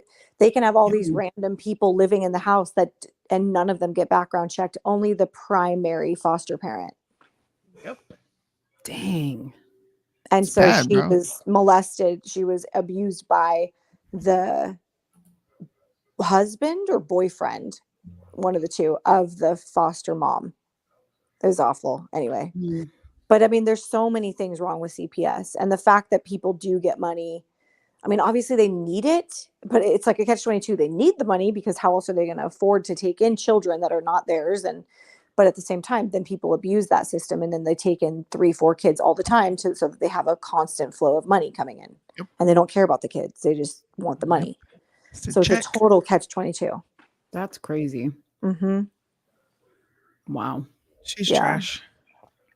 She's trash. If anything, America, people who are watching, everybody who's all tuned in, you should make it your business to know where those kids are and offer some sort of oversight, since the government's not going to do it. They don't care. So just being honest, bro. They don't. The state and the city don't give a fuck about these kids. No, they actually want them in the system as long as possible, because that's the way that CPS makes money from the state. CPS gets their funding from the state for how many days and how many kids they have in the CPS system. So if you're not in the system, they're not making money. So that's also a part of the problem. It's like, it's a business for CPS as well. And then there's these these other organizations, nonprofit organizations, that will go in and be an advocate for the foster children. Like there's one called CASA. It's Court Appointed Special Advocates. And CASA will go in and they'll have an advocate that meets with one foster kid once a month, and they ask them questions like, how are you doing? How are you feeling? Are you, and they'll kind of advocate for them in court and make sure that the children are getting their needs met, as a fail safe, because the CPS system and then the foster parents might be corrupt and all that stuff. So then there's other organizations that come in to try to prevent that. But I swear when I volunteered for CASA before, and I've seen some of these people that walk through with the kids as their CASAs, as their court appointed special advocates. And I'm looking at these CASAs and I'm like, that guy, this kid looks absolutely miserable or terrified. That guy is doing something to this kid. I can feel it. Oh my And there's God. like nothing you can do. It's like there's all these legal things, and these kids are so afraid to say anything because they know they're going to go home and get abused if they say anything. And they're not always believed because they're told that everybody's just lying to get out of their foster home and all this stuff. It is the most terrifying situation and place for a child. Like one of my first dreams was to just save all the foster children, but there's 65,000 of them in California, so that's not really very feasible. Yeah. But yeah, it's a really broken system, and it's something that nobody ever really talks about ever. Yeah. No, they don't. And I've heard a lot of the stuff that you guys are talking about, but for sure, like when we, look at stories like this, to highlight something like that, because let's just say she really had good intentions, when she handed over her kids. Then there's that whole other layer of, is she really doing the right thing because she's handing it over to a government agency who's probably not going to do their due diligence? And it just adds a whole nother, God, I feel sorry for those kids, man. Every kid in foster care. That's terrible. Terrible, terrible, terrible. It is the worst place for a child. My heart weeps for those kids in foster care for sure. And it's funny because you see commercials on TV all the time about adopt your local dogs and cats, blah, blah, blah, right? Like they're constantly pushing you to adopt. Don't breed. Don't have more, kittens and dogs, puppies. Go down to your local shelter, adopt. There's tons of animals. They're constantly pushing this on TV, at least when I used to watch TV years ago. Yeah. They never, ever talk about the 65,000 foster care kids in California. Never once seen them talk about that. Never once seen anybody highlight that. Instead, you have people trying to buy children and use surrogates and all this other stuff. Hello, there's 65,000 of them sitting there that don't have homes. Yeah. Yeah. But then the shitty part is they make adoption so difficult. That's why people go to other countries to adopt, because they make it so hard here in the United States and so expensive. So that's the other side of it too, is if you're not, well off, the chances of you being able to adopt a child are slim. It's a very expensive process, a legal process, So foster adoption though is free. Is different. They pay you just like they pay the foster parents $750 a month. They pay you $750 a month, and you take in the child as a foster adoption parent who's planning to adopt. So you're in like a different lane, and there's only certain kids eligible for that lane, I guess, because if they're considered like long term in the foster care system, then they can be eligible to adopt. But a lot of kids they just know they're going to be in like for a month or 2 months, and then so they're not adoptable. But yeah, so you go into a certain lane, and then they pay you $750 a month until the process is completed. But it doesn't always get completed, because let's say the mom's like a drug addict in jail and she gets out and she gets sober for 30 days, she can get her kids right back. Wow. But it's like this cycle. So you might be, on the 11th hour of adopting this baby that you've had for 2 years. And I've seen this happen to people. They've had babies for 2 years. They've never even known their mother at all, except like the day of birth or like for a month or something. And then I had a friend who had the child for 2 years. The mother got out of jail, got sober for 30 days, got the kid back. Never even knew the mom. I mean, is it standard protocol like that before they go the route of like trying to get these kids into like a foster home of a complete stranger, that they try to find the father, they reach out to parents and blood relatives first? Or they say that reunification is their first priority. So yes, they will reach out to anybody that's the next of kin, like fathers and grandmothers. In fact, I'm in a situation, I have an aunt who's dealing with this, and she's like, you're probably going to get a letter asking you if you want to adopt my grandson, and I'm like, what? Because he's in the system. And so they do reach out to all the family members to see if they would like to take them in. And of course, it's always mother and father first. And if mother is sober for 30 days, mother gets a chance at the kid again, and the kid can go in and out of foster care for years.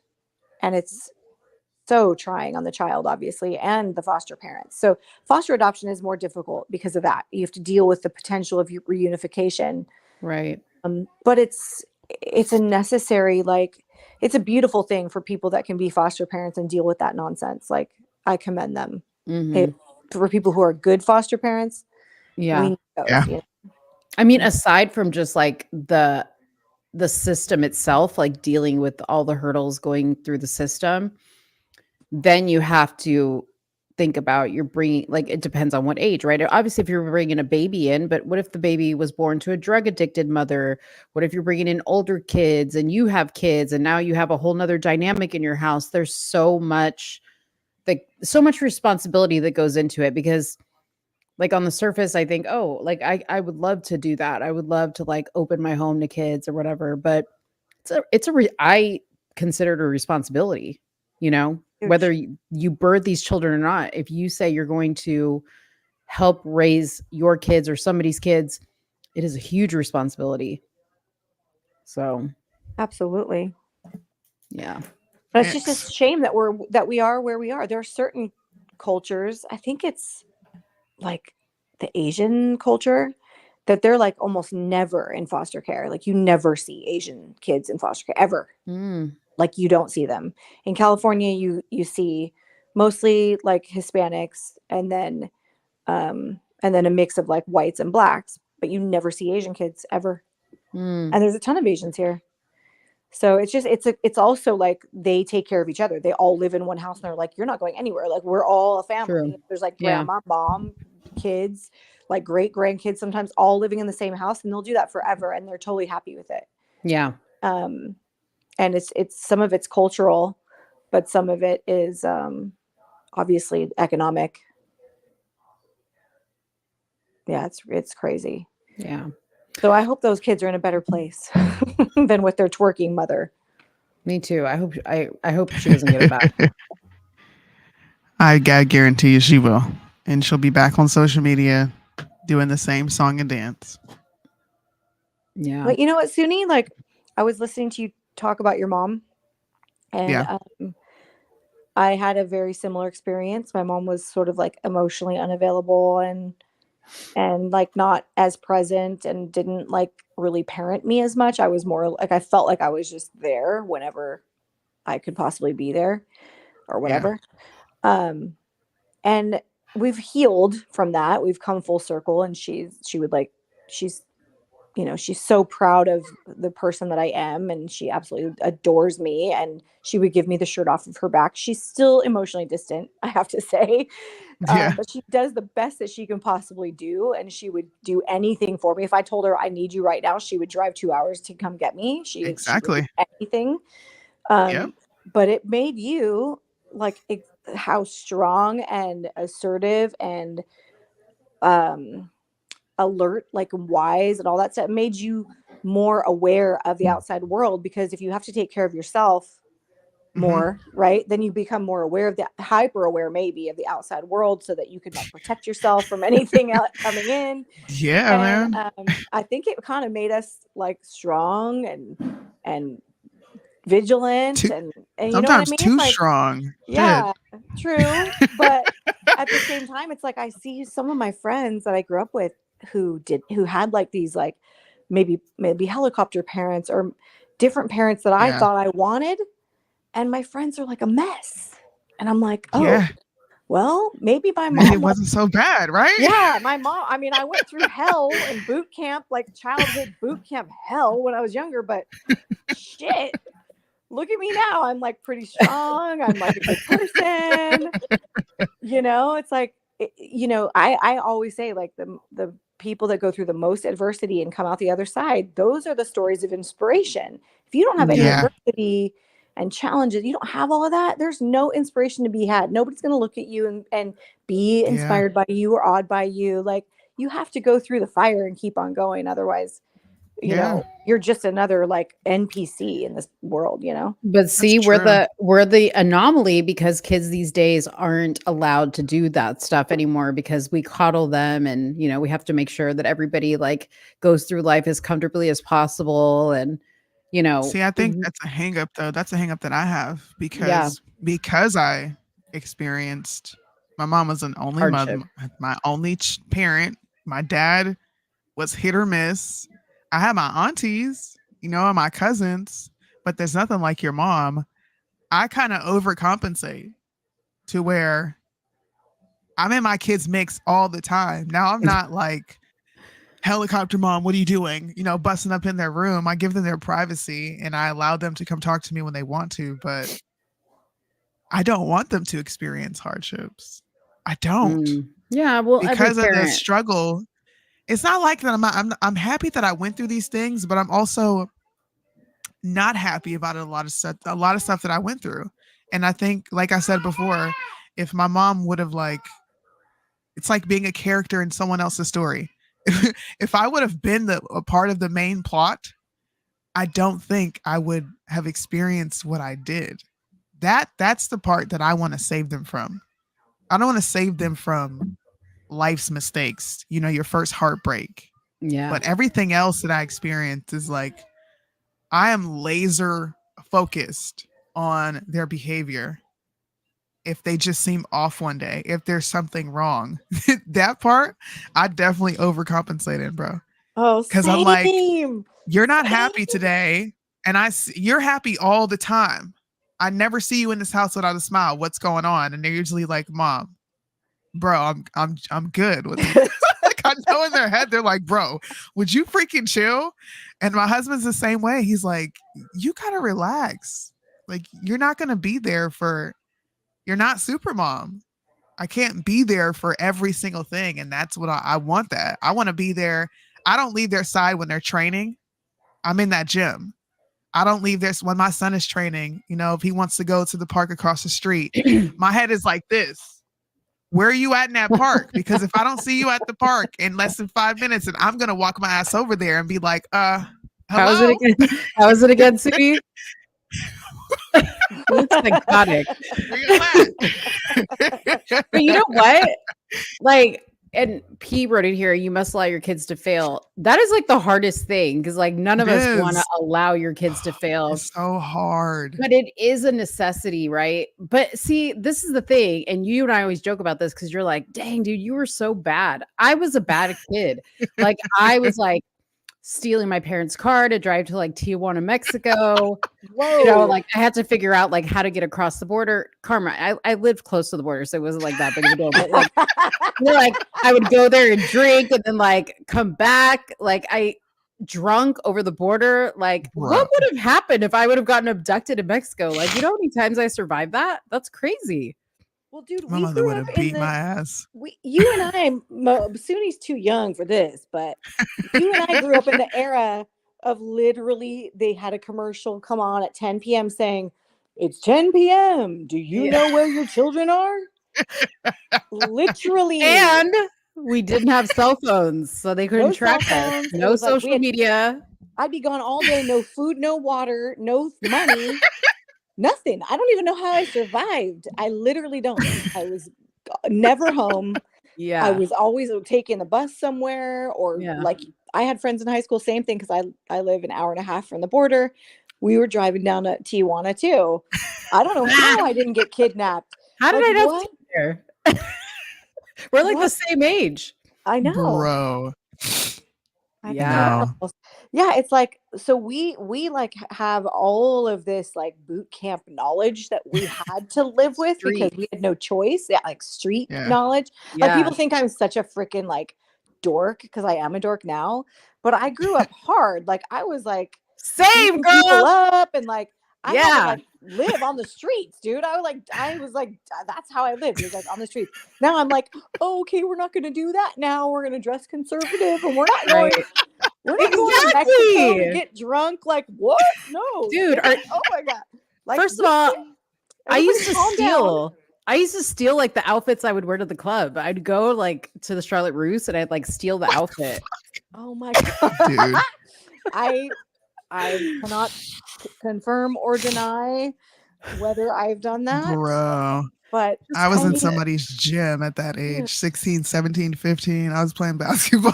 Dude, see, Soonie's like the good. Like you guys would probably think Soonie was bad one. Soonie was the good one. Me and No, Carmen.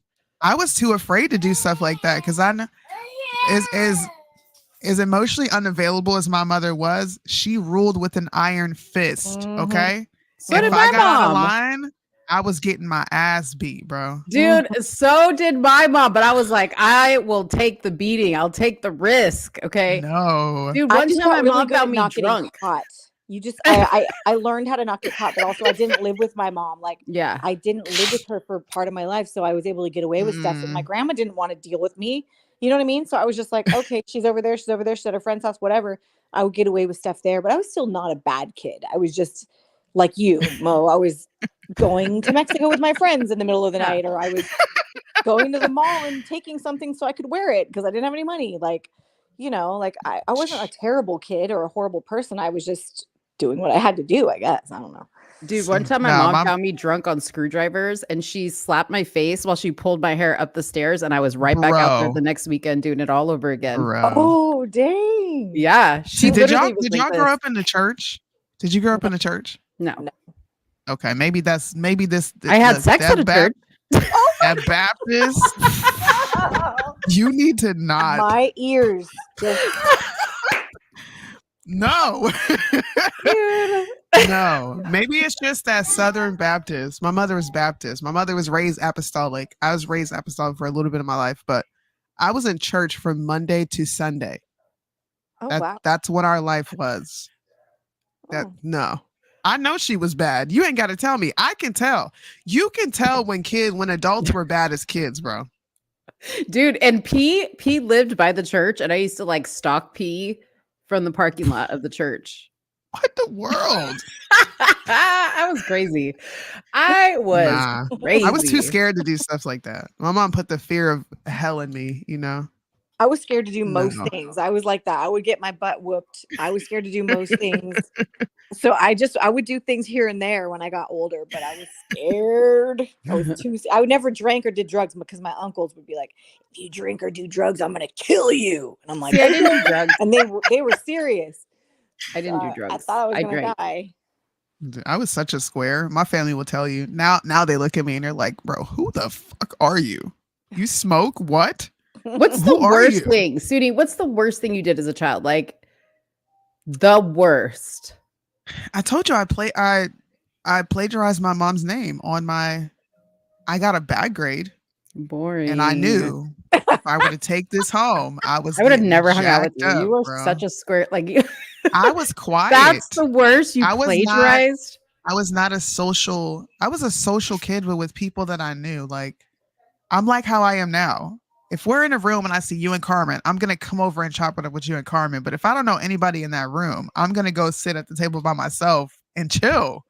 That's just me. I'm too laid back to be doing what y'all were doing, bro. I'm not doing that. I can't do that.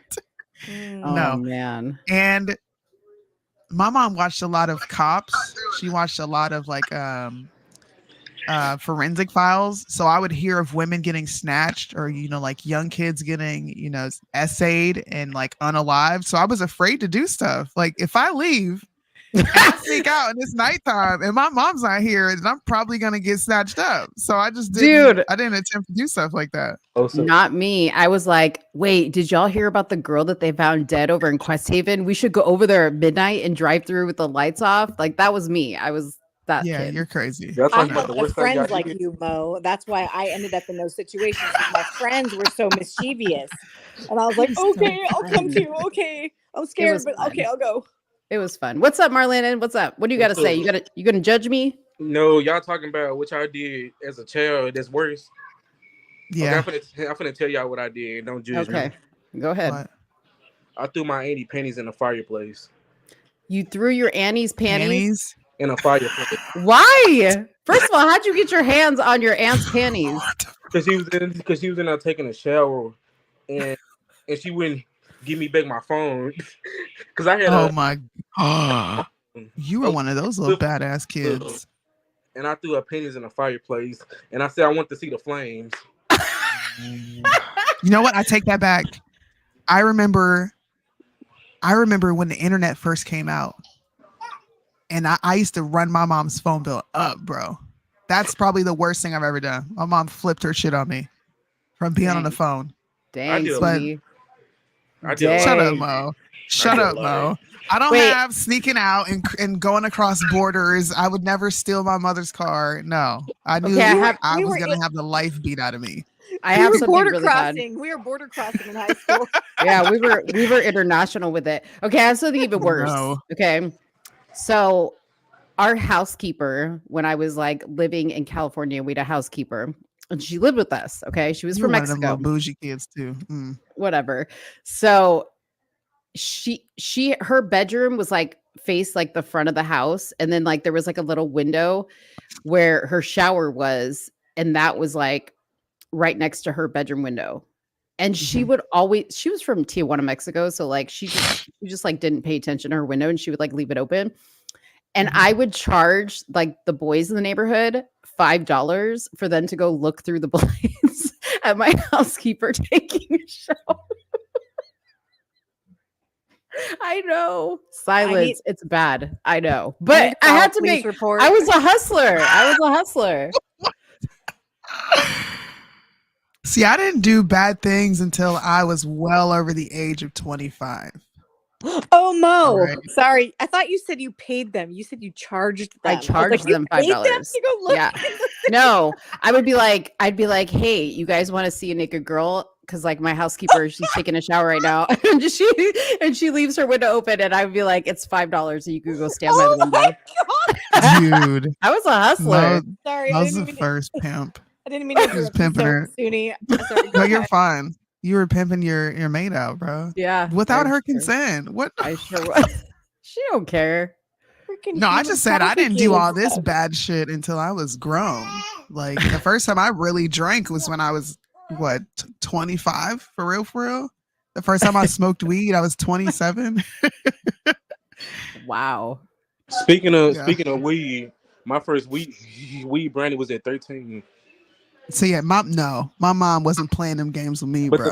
But the thing is, my uncle had made like two pans, a regular brandy thing and a weed brandy thing. I had forgot which one was which when I ate the weed brandy. You were eating edibles at 13. Oh man, this is crazy. I used to take my lunch money. Mo used to take my lunch money. He meant to say Mo. You know he's always got jokes. Wow. To show me the nude pictures of her maid. The fact that you had a maid is like. And let's not start on the alcohol. What? Damn, I was a little poor. I was one of them little poor black girls.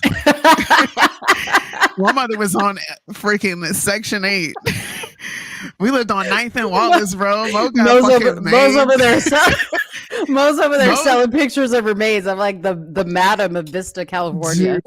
Dude, I was the maid. I was the little brown girl cleaning my neighbors' houses. No freaking way, man. Oh, man. It was the maid for the white people that lived in my neighborhood. Give me that. We wouldn't have liked each other, especially if that, because I couldn't stand like wealthier people. Of course, I lived across the how do you say it? Like the city limits. We have Erie County, and then we have Mill Creek. Yeah, and they're literally like this. They're 15 minutes apart from each other. And my cousin lived in Mill Creek, and I lived in the city. And she had the nice house up and downstairs, big backyard, garage, and I would be so envious. Like, man, why I gotta come back to this? We would have to go back to the shitty neighborhoods. People outside shooting and stuff. Yeah, we would have never been friends back in the day, bro. Yeah, we would have, because you would have been like, she's stuck up. I don't like her. No, but especially because you out there doing shit that I wasn't doing. Oh yeah, that would have turned you off. But I wasn't stuck up. I was a really nice girl. This conversation makes me want to go check on my 13-year-old and see what she's doing. Give me your phone right now. I started well before 13. Okay, dude. I'm sure there's so many things that I don't know. I think she's pretty honest with me, but she's definitely like keeps it to herself, and it scares the daylights out of me because I'm so naive. I'm like a naive, like retarded mom. I'm like, what? she's all mom. That guy was totally like today. That guy was totally cracked out. You didn't see him? I'm like, he was? I'm like, he just looks like I thought he just was like jogging. I thought he was just a runner and he looked all, she's like, no, he was totally cracked out, mom. Yeah. I was like, oh, I'm so retarded. I don't know. I've never done drugs, so I don't know what it looks like when other people do drugs. So I'm like, I don't know. Yeah. Well, I'm obviously to like my kids, I'm pretty lame. But like if they would have seen some of the stuff I was doing, they would think different. But like obviously they look at me and they're just like, you're not cool. Come on. You're like, dude, I used to pimp out my maid for pimp out my maid. What are you talking about? Man. Give me a break. My kids are so green. They don't what was I asking the other day? They heard me talking to someone and they said, Soonie, you're from the hood, be quiet. And my kids were like, what's the ghetto? Right? Dang. Mom, what's the hood?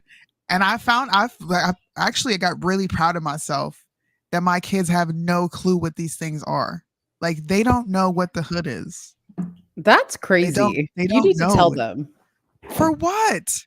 Because my thing is this. I never kept anything from my kids because somebody was going to teach them. My kids went to public schools. Well, one of them did. So I had to be real with my kids. I didn't want the streets or the schools telling them like what it was. They were going to hear it from me first. All they need to know is that I told them it's not a good neighborhood, and it's a place that I grew up because this is what my mother could afford. And then my daughter's like, "Oh, so you were poor?" Oh my gosh! I'm like, "Yeah, I was poor," and she was like, "Okay." I forgot what she said. I think she's like something about she knows some poor people. But everybody, it was pretty much like centered around everybody doesn't have the same experience, which I'm cool with that. Yeah. But no, we're never going back there. We don't need to pull up to 9th and Wallace. We don't need to do that. We're good. Hey, you know what? I was just reading Neja's comment, but I was like, we should have like an hour because people can call in or can click on the link here and not put a name, so we don't know who they are. Yeah. Like we should have an hour where people come in like anonymously and just like confess things to us. You want to hear people's dark secrets. I do. Like I'm cheating or like. Oh, that's insane. Right, Carmen? Wouldn't that be fun? I mean, I would not be calling in myself, but Carmen's Latina. She's Puerto Rican. She's like, ooh, did you hear her? As soon as I said people's secrets, she was like, ooh, chisme. That's what we'll call it, Carmen, the chisme hour. Just so Soonie doesn't want any part They're of not it. going to call in because I'm going to be judging the fuck out of them. Like, so you did that? Yeah. Let me listen to your voice. I'm going to figure out who you are. Okay. Cheating on your spouse. Who would be interested in the chisme hour? Who would call in to confess their, like, you just have to get something like off your chest anonymously. Yeah. Chilling with cheese. Right. Isn't this the problem now? I feel like you're about to really, create an issue. We have enough people going to social media with their bullshit. No. I know, but bye, I love you. This is anonymous. So you can get it out there without putting your stuff out on social media on your profile. So you could call in and be like, I slept with my wife's sister last night. And then me and Carmen will be like, shut up. And we'll ask you. Oh my Lord. And we'll ask you repent. No, we're not gonna say that. This is not gonna no. Carmen, we need to get the details first. No. We'll get the details and then Carmen will take you through a whole like sin forgiveness session or something. I don't know. Oh my goodness. Mo will pull it all out of them. Yeah.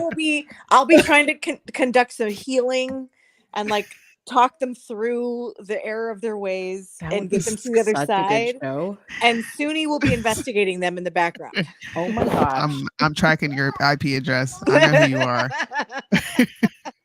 I'm Dude. sending your wife this episode. I think no.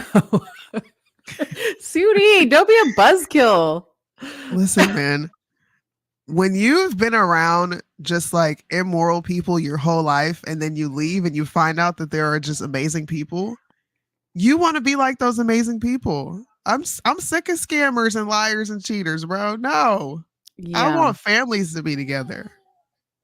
Well, yeah. See, Mo wants it for fun. I want it for like the healing process. And Soonie wants it, none of it. No. I'm gonna just enjoy the show. Yeah. See? Because there's gonna be people like Marlanda that are nosy and are just messy and they just want to listen too. And you all know you want to judge.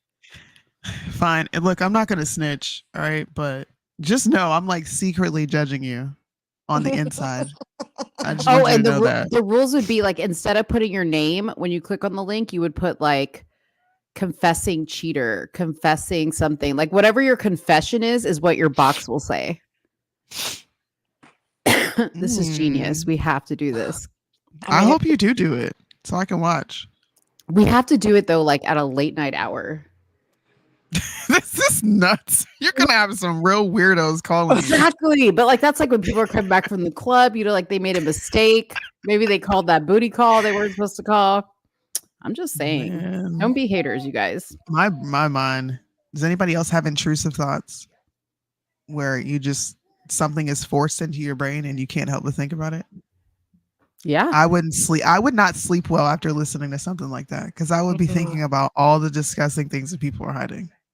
See, my brain is like wired for this because all I watch is like crime shows and like novellas and things like that. So like my mind is constantly like in this. That doesn't scare the fuck out of you. For me, I'm watching like a version of reality, right? That I'm in a bubble from right now.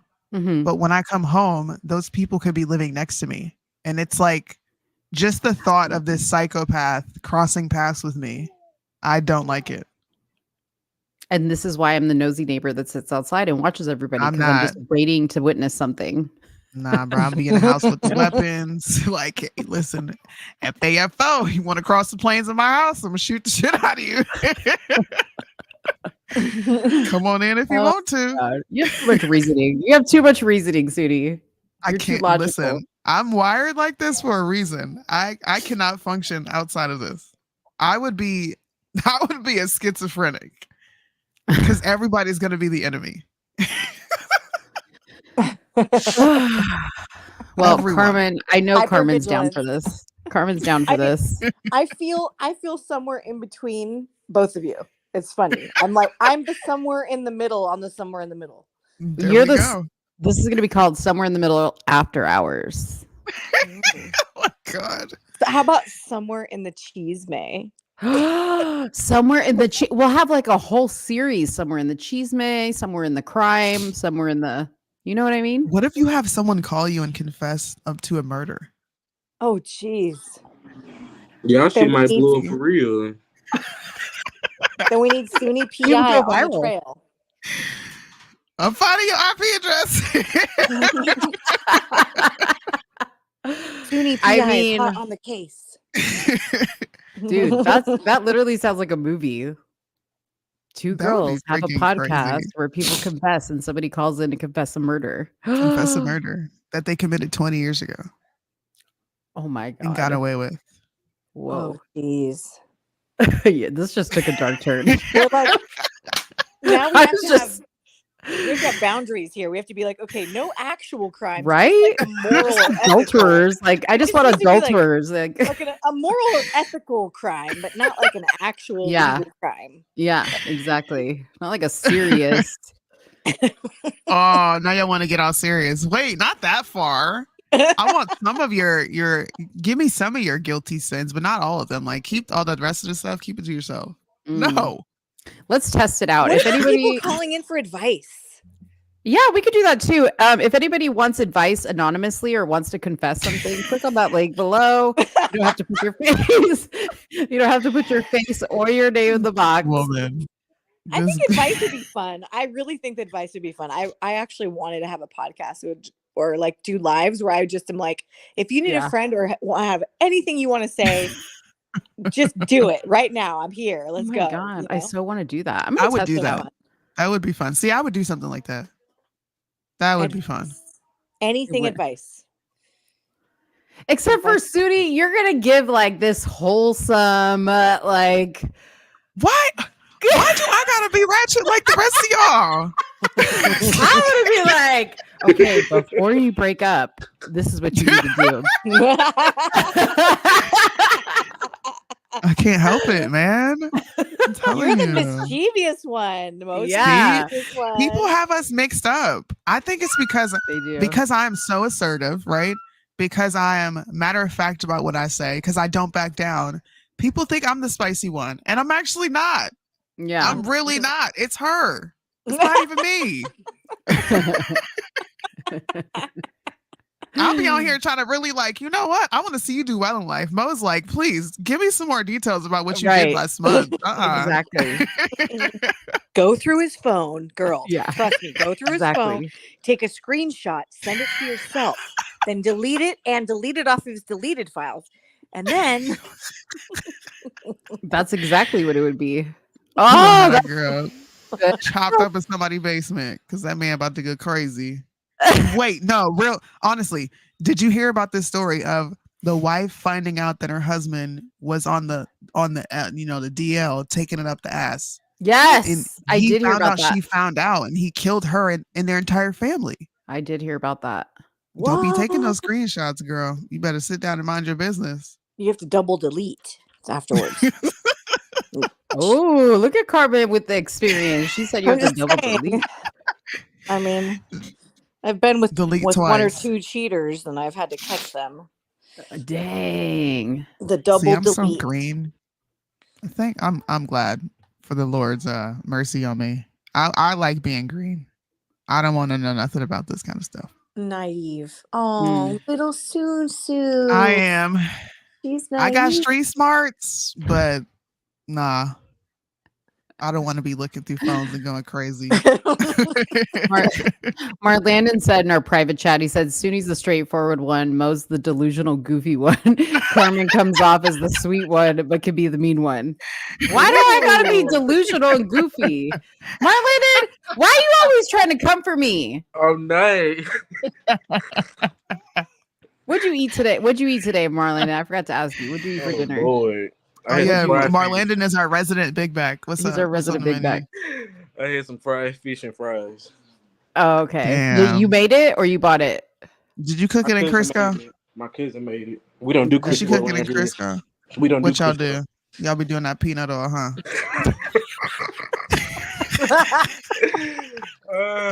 Not the peanut oil. Damn, it gets all dark. It's really expensive now. I don't think anybody can afford peanut oil anymore. Black folks, they be like, okay, we don't use Crisco, but we gonna use that seed oil, which is 10 times worse. Bro, put the oil down. Y'all are crazy. Puerto Rican just be wanting to use some bacon fat for everything. That's right. That's oh right. My gosh. I thought that was an Italian thing. Bacon fat is the best. That sounds very disgusting. It's so good. I fry my daughter's Brussels sprouts in bacon fat. Shh. That's what I do too. And she doesn't even know. Is she a vegetarian? No. Oh, okay. I was about to say, I'm like, no, we have our first confession. Ooh, you know what? I'm gonna make a confession for my mom. My aunt has been Muslim for like most of my life, right? Her husband was Muslim, so they don't eat pork. Mm-hmm. And my husband doesn't eat pork, and his family doesn't eat pork. My mom would hide, the Goya seasoning, the pig seasoning. What is it called? The pig seasoning? Yes, jamones. Pork. Oh, jamones. That's the name of the seasoning? It's on the package. I'm gonna buy it one day and show it to you. She would put it all the way up in her top cabinet So, and she would have stashes of the stuff so that nobody would see it. It's the seasoning packet. So it's like the pork Yes. flavor, like the chicken. Okay, gotcha. Bro, she would be looking around and she would get up there and grab it and like really quickly snap it open and dump all this pork seasoning in it, right? And all these people who didn't eat pork, they'd be like, "Oh my God, this is so good." And I'm like, "Mom, you are such a shit person." I'm over there like, I know my mom just dumped a bunch of pork in here, but I can't say nothing.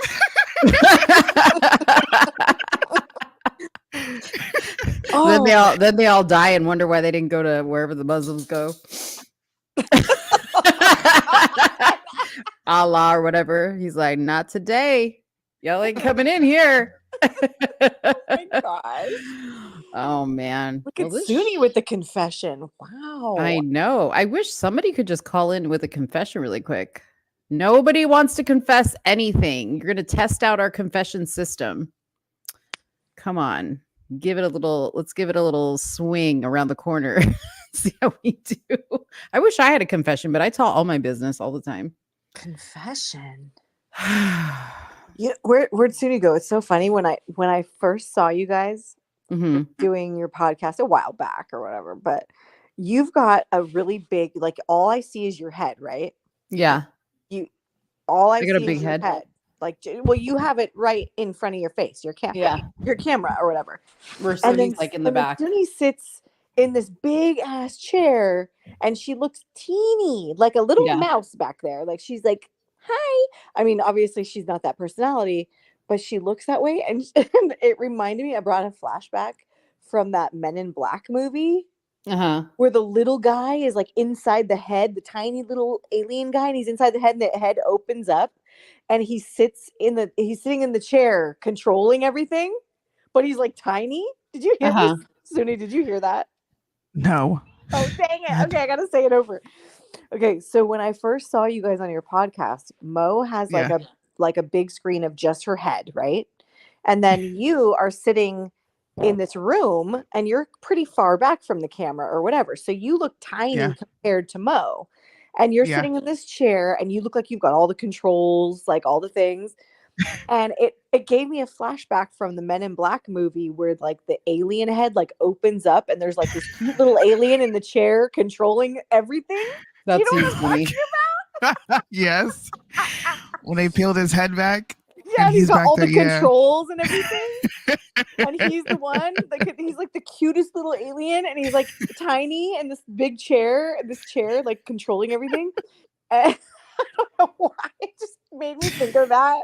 And like it looks like you're like the man behind the curtain with all your like, you know, equipment and stuff in the frame or whatever. I don't know why I got like a Men in Black flashback. Bro, if people only knew.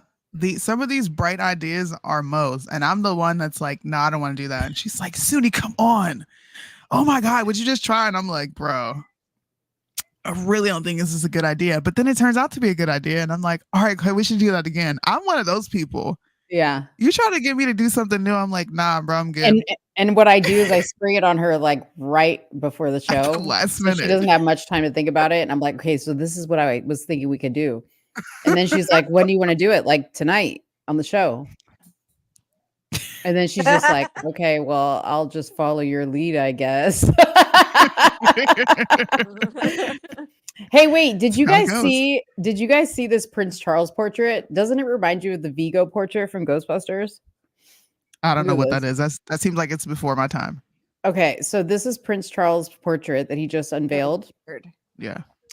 And this is from the movie Ghostbusters. This was like the painting, like where the evil guy Vigo was like, and it just reminded me of the painting. I was like, that is so weird. So I just put it in a side by side, whatever. Wait. I wonder what the artist titled that picture, or did they just title it his name? It was just like a self-portrait of the king. Hold on. And that was his very first official. These people are so narcissistic. I swear to Bob. It was commissioned by the Drapers Company to paint the portrait of His Majesty the King. Why is it all in red? Red with a red background. Like, why would you do that? That is so bizarre. Communism. He's evil. It's the red he's party. In hell, or he's drenched in blood. Look, Carmen, why he got to be in hell? because he is. Look, even Heather says she has the best ideas. Heather knows. She's my friend. You initially think it's crazy and then it ends up being great. Just follow her crazy lead. I mean, yeah. Some look, there's some ideas where I'm just like, no, it's not happening. But most of the time I give in. All right. I do. I'm a good sport. That's what I want to say. I'm a good sport. Yeah, you are. I'm a good support system for your like shenanigans. But if I just don't like it, I'm not doing it. No. I'll be boring. If she asked you to cross the border, you're not doing it. What was one of the crazy ones that I did? Oh, when I dressed up like the Muslim lady. You didn't know that was coming though. No. And I was like, what the and this was at the height of all that, when everybody was getting smacked with censorship and TOS violations with this whole Israel thing. And I was like, we're canceled. I know. I didn't have no say-so on this. We're canceled. And then after she does all this, she's like, we got to take the video down. And I was like, for what? Why? Why? I'm like, it was the wrong move, Soonie. It was the wrong move. I was mad. I was like, and now I Soonie's did like all digging her that. heels in. He's like, no, we put it out there. It's staying. I want to talk about it, and she's like, Soonie, let's talk about it like we're talking about the news, and I'm over here like, girl, that video is still up. You can put it back up today, and nothing's gonna happen to us. In fact, when she put a Jewish, she put something in her background that was Jewish. Our videos have been saved. That helped us. Yeah, I put the picture of the Wailing Wall in the background. Oh, you're so horrible, bro. Or when I wanted to do the Linda skit, that was another you idea. Did do it. Funny. Oh my gosh. I did. And Linda lost her mind, bro. Yeah, she got that video taken down. Dude, she blocked me because I liked it. Yeah. She blocked you? Yeah. I've been blocked ever since then. And No all I did was freaking way. laugh or something. I laughed at. I think I forget what I said underneath something, and she just immediately blocked me. I was like, what? I didn't do anything. I just thought it was hilarious. That woman. She blocked you? I think she blocked all of us. Yeah, she really did. Everybody's got a story about how she blocked them. She blocked me because I asked her what age she was. Wait. Did you guys hear Eric Adams and his shenanigans? Oh yeah. Oh, don't even get me started on that bald headed. Did y'all see that? I don't know if Carmen, if you saw this about the illegal immigrants being lifeguards. This is why. Penny pinching skin flint in his This is why America thinks black people are retarded. Like, this is why. Listen to this freaking idiot. That states those jobs that we are in high demand, we could expedite. How do we have a large body of people that are in our city and country that are excellent swimmers, and at the same time we need lifeguards? And the only obstacle is that we won't give them the right to work. Nigga, what?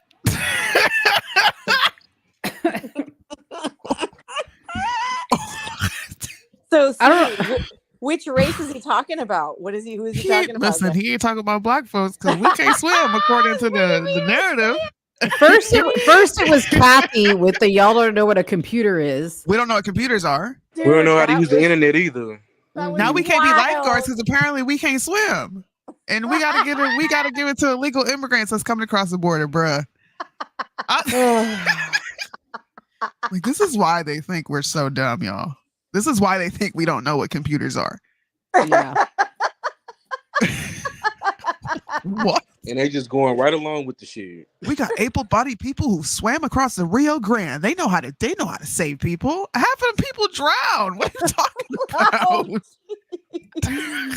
Did the black community accept Kathy's apology about the computer comment? No, 50 Cent said, try again, ho.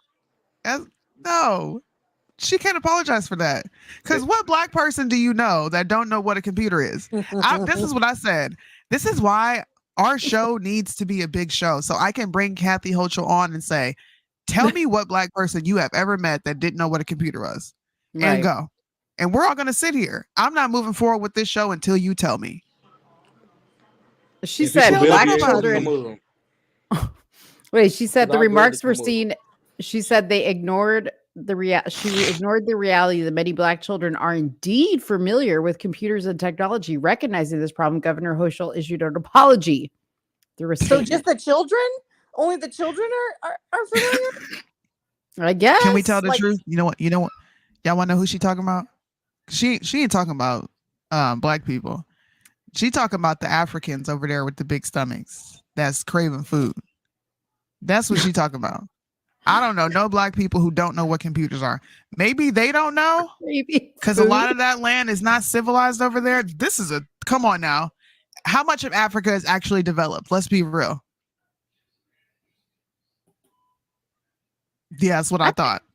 Even Africa got internet cafes. Bruh. She wasn't talking about black people, bro. She was talking about them Africans and she didn't want to offend them. So she slapped black on the front. I'm telling you, that's what she was talking about. Africans? She's talking about straight Africans? She talking about Africans. She talking about the ones in the Congo that's out there mining those what are those what are they mining out there? Some sort of lithium batteries out there. Yeah. They don't know what computers are. She wasn't talking about us. Ain't no way. These niggas all on the internet twerking. You just had a black mom twerking while telling her story about giving her kids up for CPS. Don't do that. Don't do that. Yeah. Cobalt. I'm gonna say what people are thinking. I just don't care. That was almost as good as Jerry Nadler saying that we needed all the Latino immigrants because who else is gonna pick the vegetables? He did not say that. Yeah, I did. Yeah, he did. I remember that. He's like, we have a shortage in this country. Our reproduction rate isn't where it's supposed to be. And who's going to pick our vegetables if we don't let the Latinos flood the border? Like, who's going to pick our fruits and vegetables? Idiot. Telling you, bro, these people are so disconnected from life, bro. Exactly. Oh my gosh. What do you think Africans used? Listen, them is Nigerians. I said the Congo, all right? Not the scammers. It's different levels to the Africans over there. Come on now. It's true. The Nigerian different prince. levels. Somebody brought up the Nigerian prince. Come on now. Nigerians, who else? It's the Nigerians, the Somalians.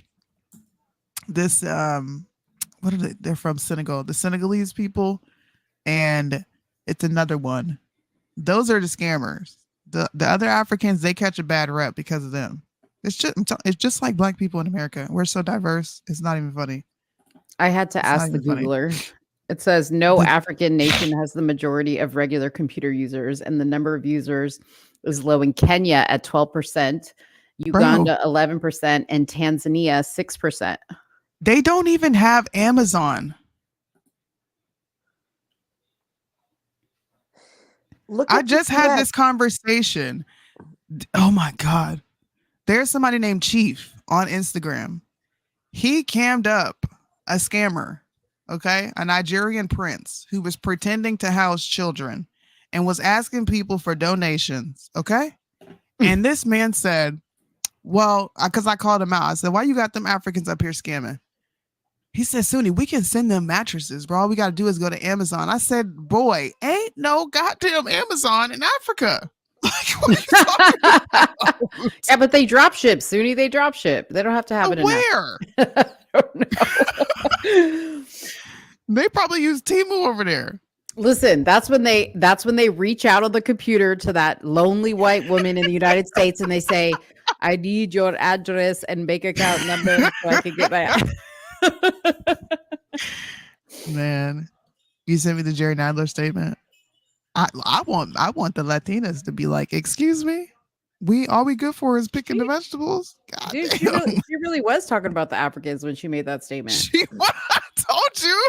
You need to stand up for her, Soonie. People don't believe me. You need to do a post and you need to at Kathy and be like, Kathy, I got your back. You were talking about Africans in Africa. She just don't know no better because they call us African Americans, right? So she thinks all them people over there are black. And I keep trying to tell people they're not black, they're African. And those are the people you want to help because they need a little civilization. We don't. Black people just need the blood of Jesus. We're civilized, but we're still hellions. We act like demons. We don't need no more help from y'all. We need Jesus. Just leave us alone. Oh my Lord. Was she referencing like actually people from Africa, or was she referencing African Americans and just conflating the two? She was referencing African Americans. I'm just giving her an out because I really don't think she thought about what she said. So I'm just like, listen, she was talking about the Africans. So y'all just like ease up off her. It's okay. Because she had 50 Cent come out and say, excuse me, but I know a bunch of kids in the Bronx and they know what computers are. What do you mean? What are you talking about? Oh God, that woman's dumb. And then Eric Adams said we can't swim, so Kathy, you need the immigrants to come over. Kathy, if you're listening, we posted a link. If you would like to make a confession, you can do it so anonymously. Kathy probably sends $1. A confession. She'd probably be sending a healthy amount of money to feed the children over in Africa. You know, the commercials. What did you call them? The kids with the big stomachs asking for food or something? God, dude. See? Listen. This is how I am in real life, y'all. The big stomach. I did. They got the big pot bellies. Because they so hungry and malnourished. That's why they look like that. I'm saying what you're afraid to say out loud, all right? Just like me with the Asian people. What'd you say about Asians? Remember that I was like, you want to believe everything they say because their eyes are like this? And like you said something way worse than that. I just can't remember what it is. No, I said because they look like little cartoons. Remember? I remember, but I remember it was something that I was even like, God damn. Dude, Marlandon probably knows because he was judging me about it. So I'm gonna get y'all beat up? No, I'm not. I promise you I got you. I wouldn't tell you to say anything that I know you can't say to a black person. I know how black people are in this country. I got your back, I promise you. I want you to react to another video. Okay.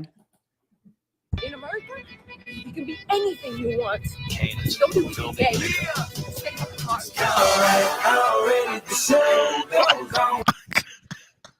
She's like doing like David Goggins. Why she running with a fucking bulletproof vest?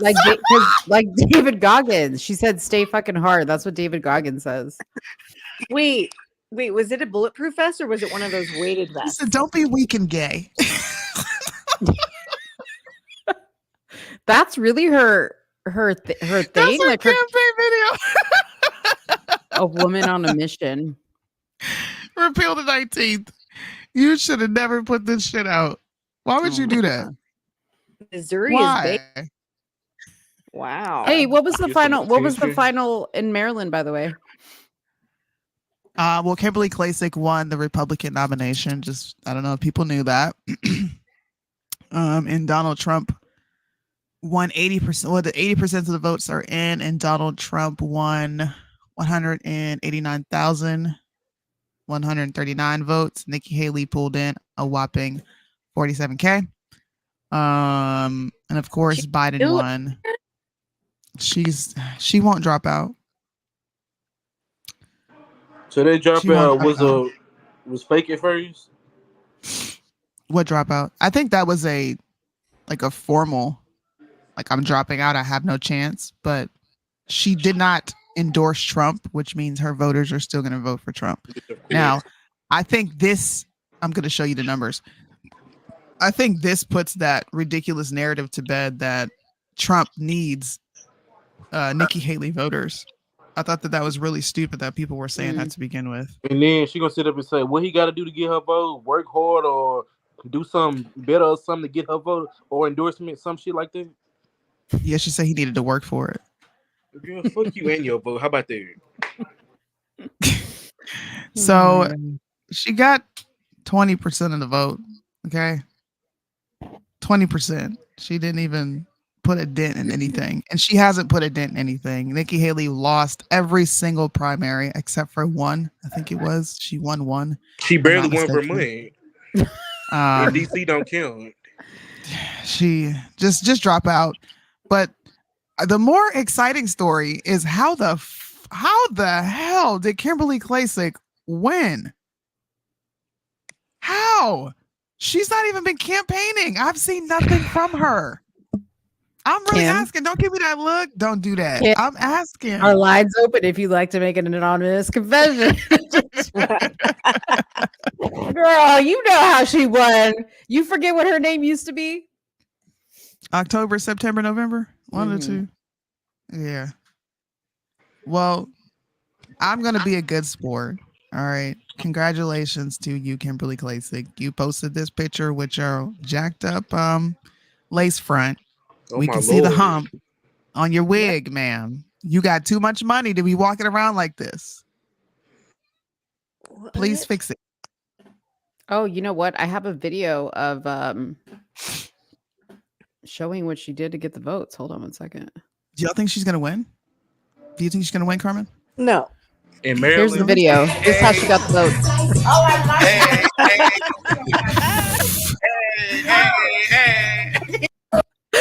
You ain't shit. You ain't shit. That was a video of Kim getting the votes right there.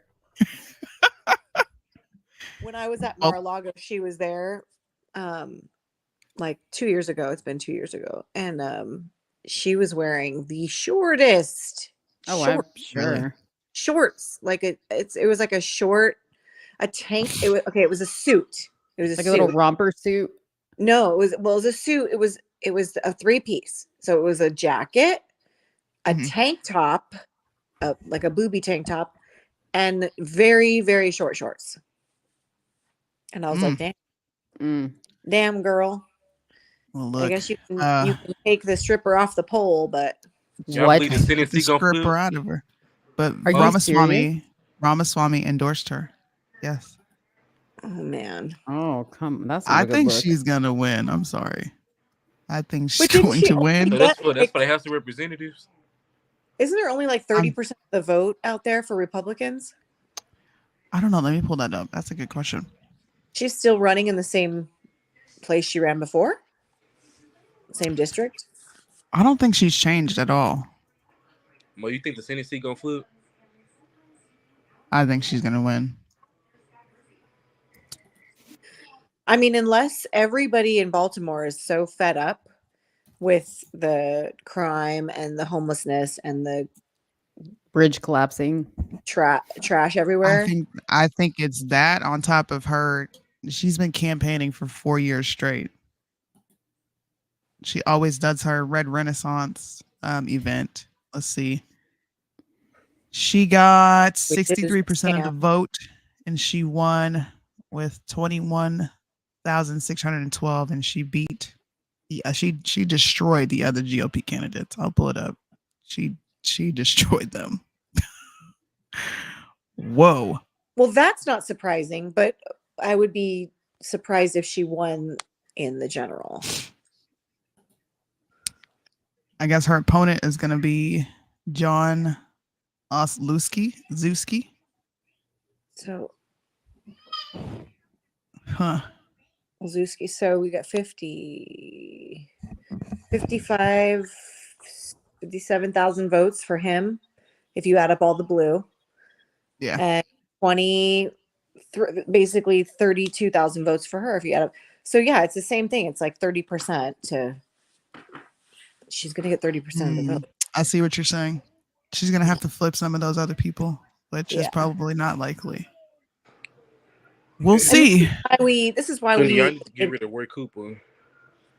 This is why we didn't like what she was doing, because she was just sucking up resources in an unwinnable district the last time that she ran. And you know, when you go to a district that it's only 30% Republican and 70% Democrat, it's like really, really almost impossible to win those districts. It's like you gotta, it's something like you probably have to spend like a decade or two, like trying to right the ship in those areas. And it takes time to change that whole culture into thinking, okay, yeah, maybe we need a change here.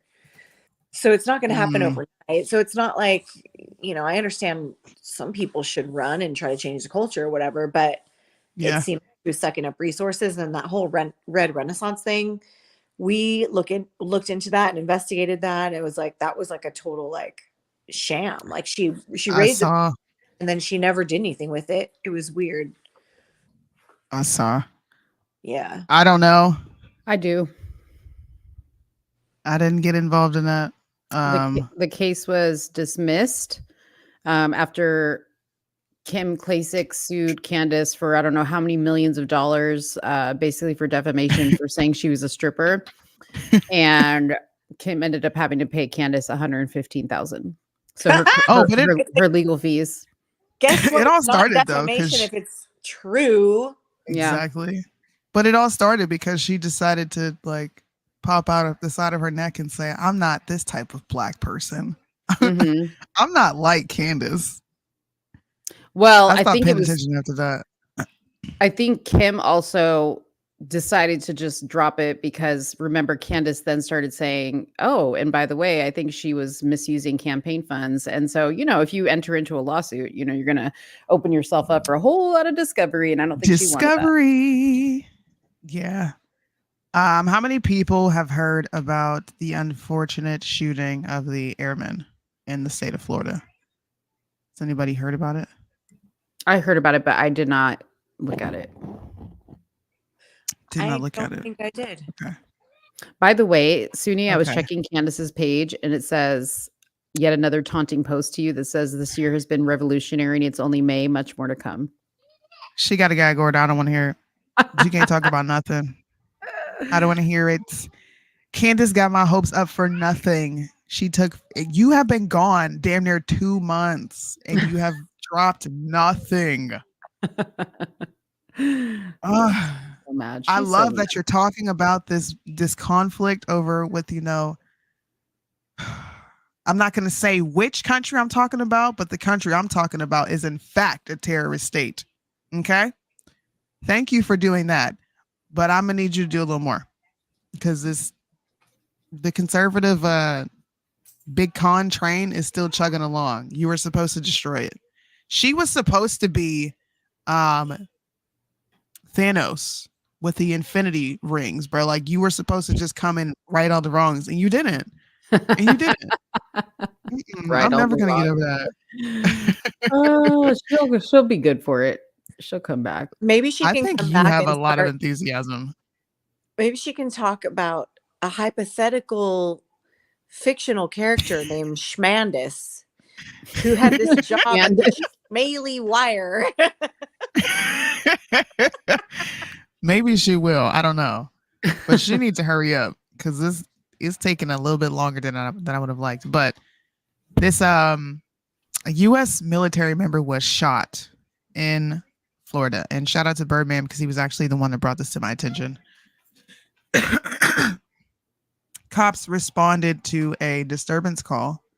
Now there are still the story is not exactly clear. Cops show up to a disturbance. They go knock on this young man's door. He answers the door with a gun. Cops immediately shoot him. And he unfortunately died. He succumbed to his injuries. Now the neighbors and the people around, including the girlfriend and the family, are saying that cops went to the wrong house to begin with and it had nothing to do with this young man. And he ultimately ended up getting shot by cops. So I'll read some of the article. A deputy responding to a call of disturbance in progress reacted in self-defense after he encountered the 23-year-old armed man with a gun in Okaloosa County. Why do they have those names in Florida? It's weird. Fortson was taken to the hospital where he died, and the deputy involved was placed on administrative leave pending an investigation into the incident. I have the video, and I have not said much on it because I wanted to wait for more information to come out. But the more information that I see and the more people come out and talk, I'm kind of erring on the side of I don't think this was a justified shooting. And to me, I think this is going to be a way that they usher in more restrictions as to how you can handle your guns in your home. And I'm only saying this because there is a different part of the story that's saying this young man did not know that police officers were knocking on his door. And if he doesn't know you're a police officer, he has every right to enter the door with a gun. And I don't think that's you acting in self-defense. But I'm going to play the video. This is the moment U.S. Airman Roger Fortson was fatally shot in his own home by a Florida sheriff's deputy. Sheriff's office, open the door. Step out. You see it all play out in newly released body camera footage from the Okaloosa County Sheriff's Department. The officer announces his presence at Fortson's apartment after receiving a report of a disturbance. Sheriff's office, open the door. Fortson appears and is shot almost instantaneously. Watch closely, slow down, and you see the door open. There appears to be a gun in Fortson's right hand, but it's pointing downward, never aimed at the officer, who immediately fires, striking Fortson in the chest and arm. Fortson later died at the hospital. Now, I'm not going to play this because you know Benjamin Crump is Mr. Ambulamps himself. And he's going to come, oh, they killed this man because he's black. I don't care for the racial ends of this. I don't think there is even a racial aspect to this. I think that it's not it. Really takes away from like the gravity of this situation. I feel like we're telling Americans that they cannot open their doors with weapons when they don't know who is there in an environment where crime is rampant. And he's living on airman's paycheck. I know how much they make. He's not living in a decent area. So if he's opening the door with a weapon, is a reason he's opening the door with the weapon. The fact that there is a discrepancy on if the officer was supposed to be there or not, if he went to the wrong door, even more so makes me question, like, is that what it was? Is going on? They went to the wrong door. This is what several sources are saying. Now, the police officers have not come out and corroborated that story, which is why I'm saying this is alleged information, and there's a bunch of different narratives going on. But here's the bigger question. Why do police officers immediately get to use the excuse of self-defense when a moment of self-defense or a moment for you needing to defend yourself did not present itself? The weapon is pointed down. His hand is pointed up. To me, that's signaling someone who was caught off guard and they're like, whoa, wait a minute. And you just killed him.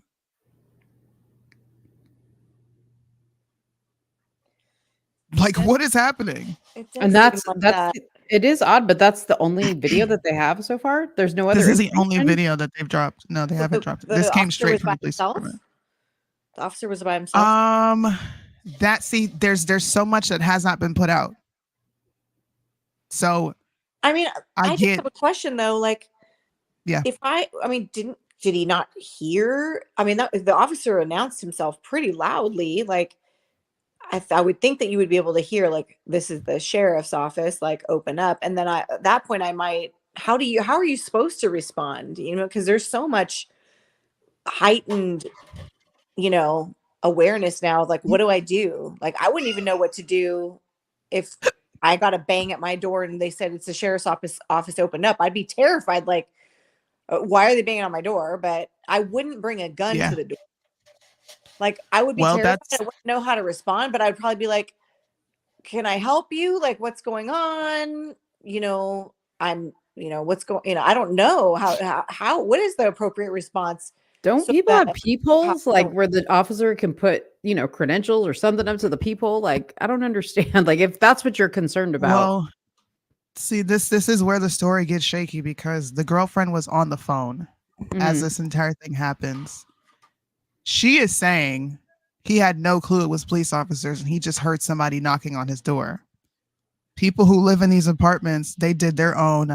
There was like an independent investigation. I have to send you this video of points in the house where he could have potentially been from the front door. And can you hear someone saying, "This is the sheriff's department"? A lot of people are saying you can't hear what they're saying on the opposite side of the door. As far as looking outside of the people, I do know from said that officers don't stand exactly in front of the door because of things like someone could shoot through the door and potentially injure the cop. So they tend to stand to the side. I just think this is going to bring this is going to be a point of contention for a lot of people, especially like gun advocates. If I don't know that you're the police and I can't see anybody through the people, but I hear somebody knocking on my door like like knocking that hard, I myself might come to the door with my weapon. Why does that mean that I deserve to get shot? I'm in my house holding my legal weapon. And if the story is true that the officer went to the wrong door, I had every right to open the door the way that I did. Why is that a death sentence? Why is that becoming a death sentence for so many Americans? Because he's not the first one. Ryan Whitaker literally surrendered, and after not knowing that police were knocking at his door, and he ended up dead with 6 bullets in his chest. Right. And this is a white guy. I see your point. Like, why is that necessarily a death sentence? Now, I live in an area that's pretty safe, and so I would 99% of the time I would not feel the need to bring a weapon to my door. And if I was afraid, I don't think I would go to the door. Yeah. Like if I was afraid or if I thought, what the hell? I don't think I would just run and open the door. I think I would not open the door at all. Yeah. I would probably do the same thing you did. Right. I wouldn't open like, the door. What's going on? And I would find And I a would way probably to call the police like, hey, look, I don't know if you sent somebody here, but they at the door and I'm not opening it. Yeah. Hey, this talk is good. Y'all can really stay to midnight. No, I can't. No, we're not. It's 11:17. I just wanted to talk about these 2 incidents. There's 2 incidents that happened, and it's showing a real divide amongst like the back the blue people and the people who are like, I can see error and where the cops went wrong here. And I think this is going to create a bigger question of, are we safe opening our doors with a weapon? Because it just seems like open season. And I'm not condemning cops. I understand that the environment that they're in. I understand that they work a very dangerous job. But I don't think that they should be responding to everyone the same way. Like, if my gun is pointed down and my hand is up, you can clearly see I'm in a position of submission. You didn't even allow him a chance to respond. You said step back, and then less than a second later, you shot him. Right. How do you know? Like, right. And I get it. Cops have it's a knee-jerk reaction, right? They have a second to respond because what if he would have lifted the gun up? But it's a big what if game kind of thing. Like, was he going to shoot? Was he not going to shoot? Yeah. And how do we know? How do we know if the cop is actually justified? We're just giving him the benefit of the doubt of you felt the need to defend yourself. Yeah. Yes. We need more info. But this is a good conversation, but I would love that if they would come out with more. What's taking so long?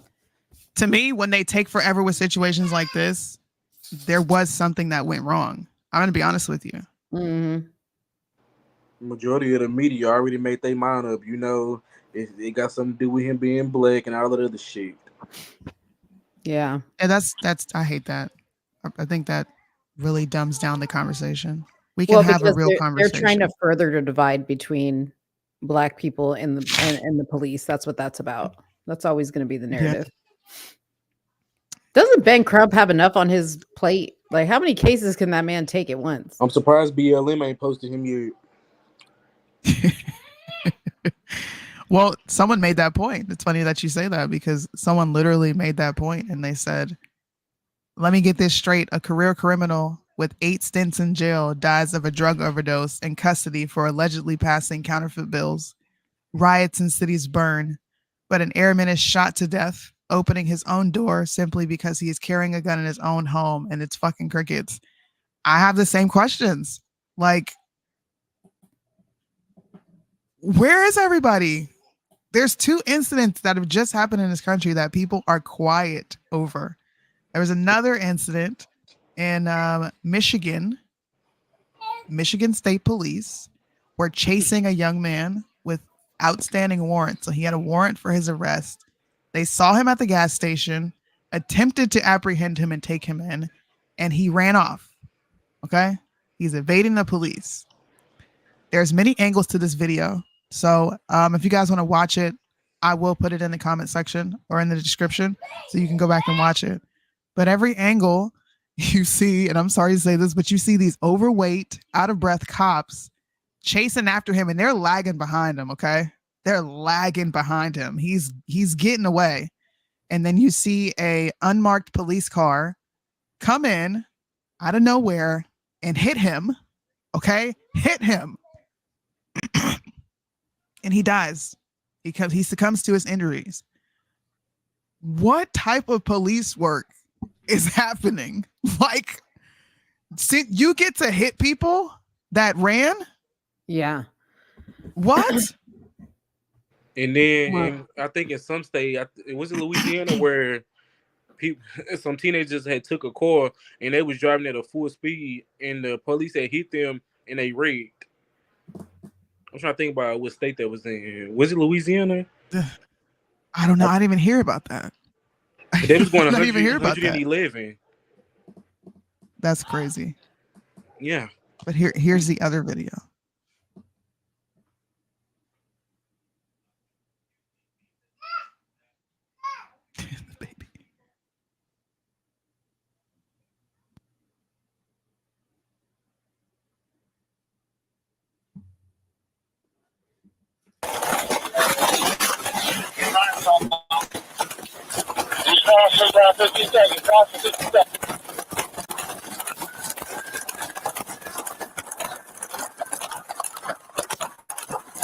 Charlie, get your hands in the air right now!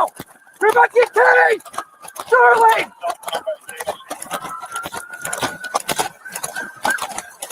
We're going towards the Burger King! Burger King! Charlie, get on the ground right now!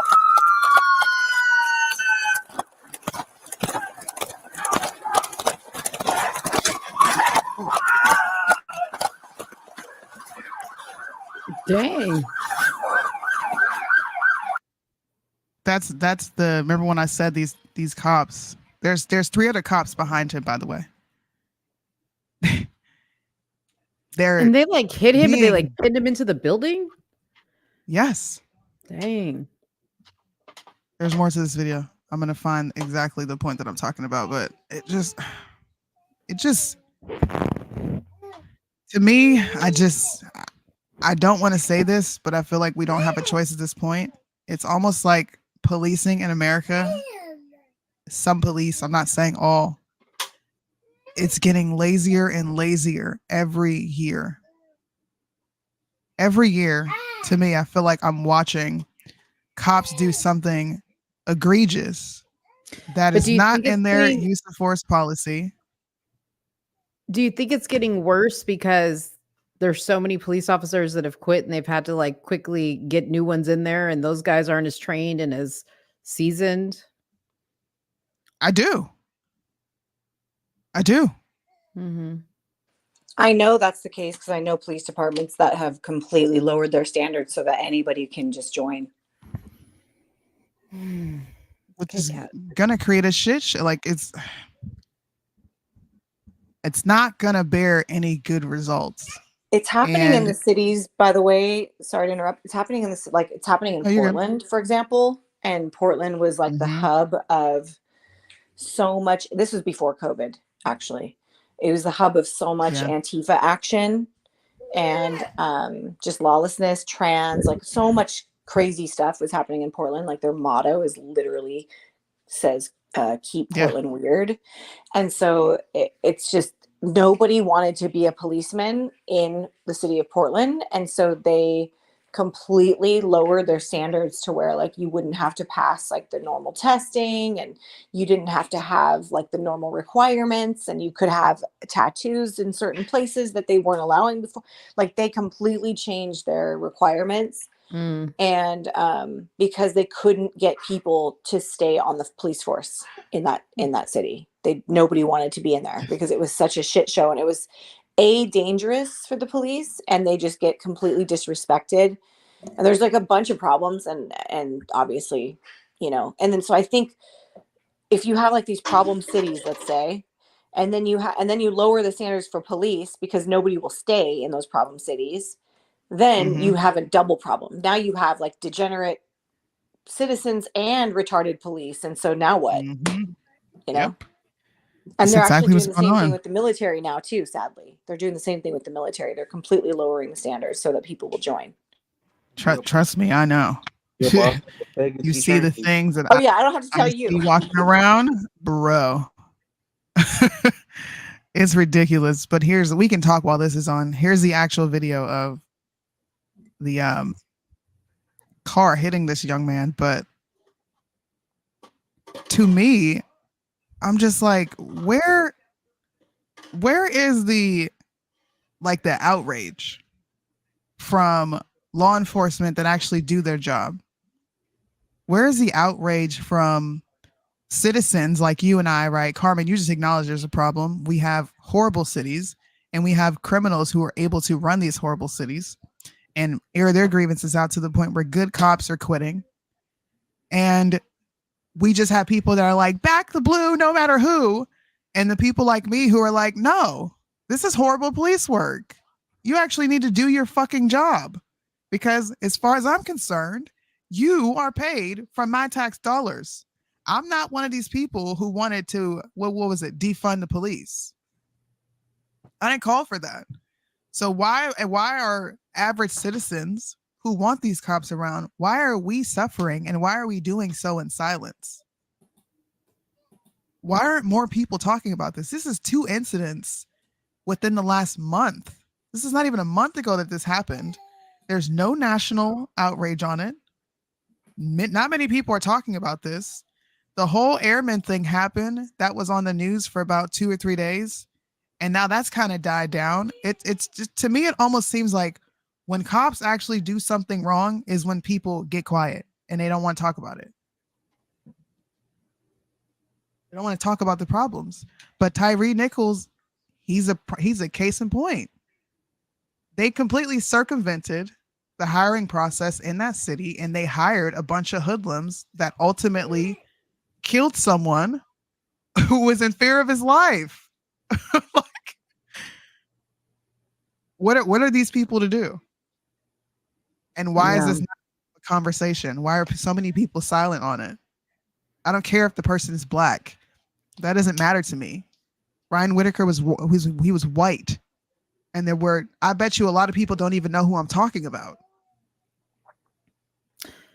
I think part of it is most of the time they only show these videos when the person is black, right? When there's probably a lot more.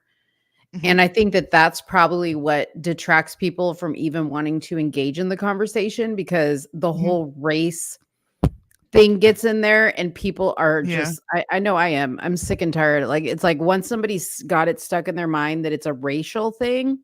Yeah. And they're going to make the whole conversation about that. It's exhausting. And I think that people are just willing to just be like, yeah, the cop may have messed up, but whatever, believe what you want to believe. I'm not even going to get into this conversation. And I think that's what it is. Yeah. Probably. And then you have a bunch of little who are- microcosms. Like, like there's some areas that have amazing police departments, and then there's some areas that have terrible police departments. So I don't think we can just blanket sweep the statement and say like all of it's bad or all of it's good or anything. Yeah. It seems like there's all these tiny microcosms that need to be addressed. And I mean, I've been to some towns where they only have one policeman for the entire region.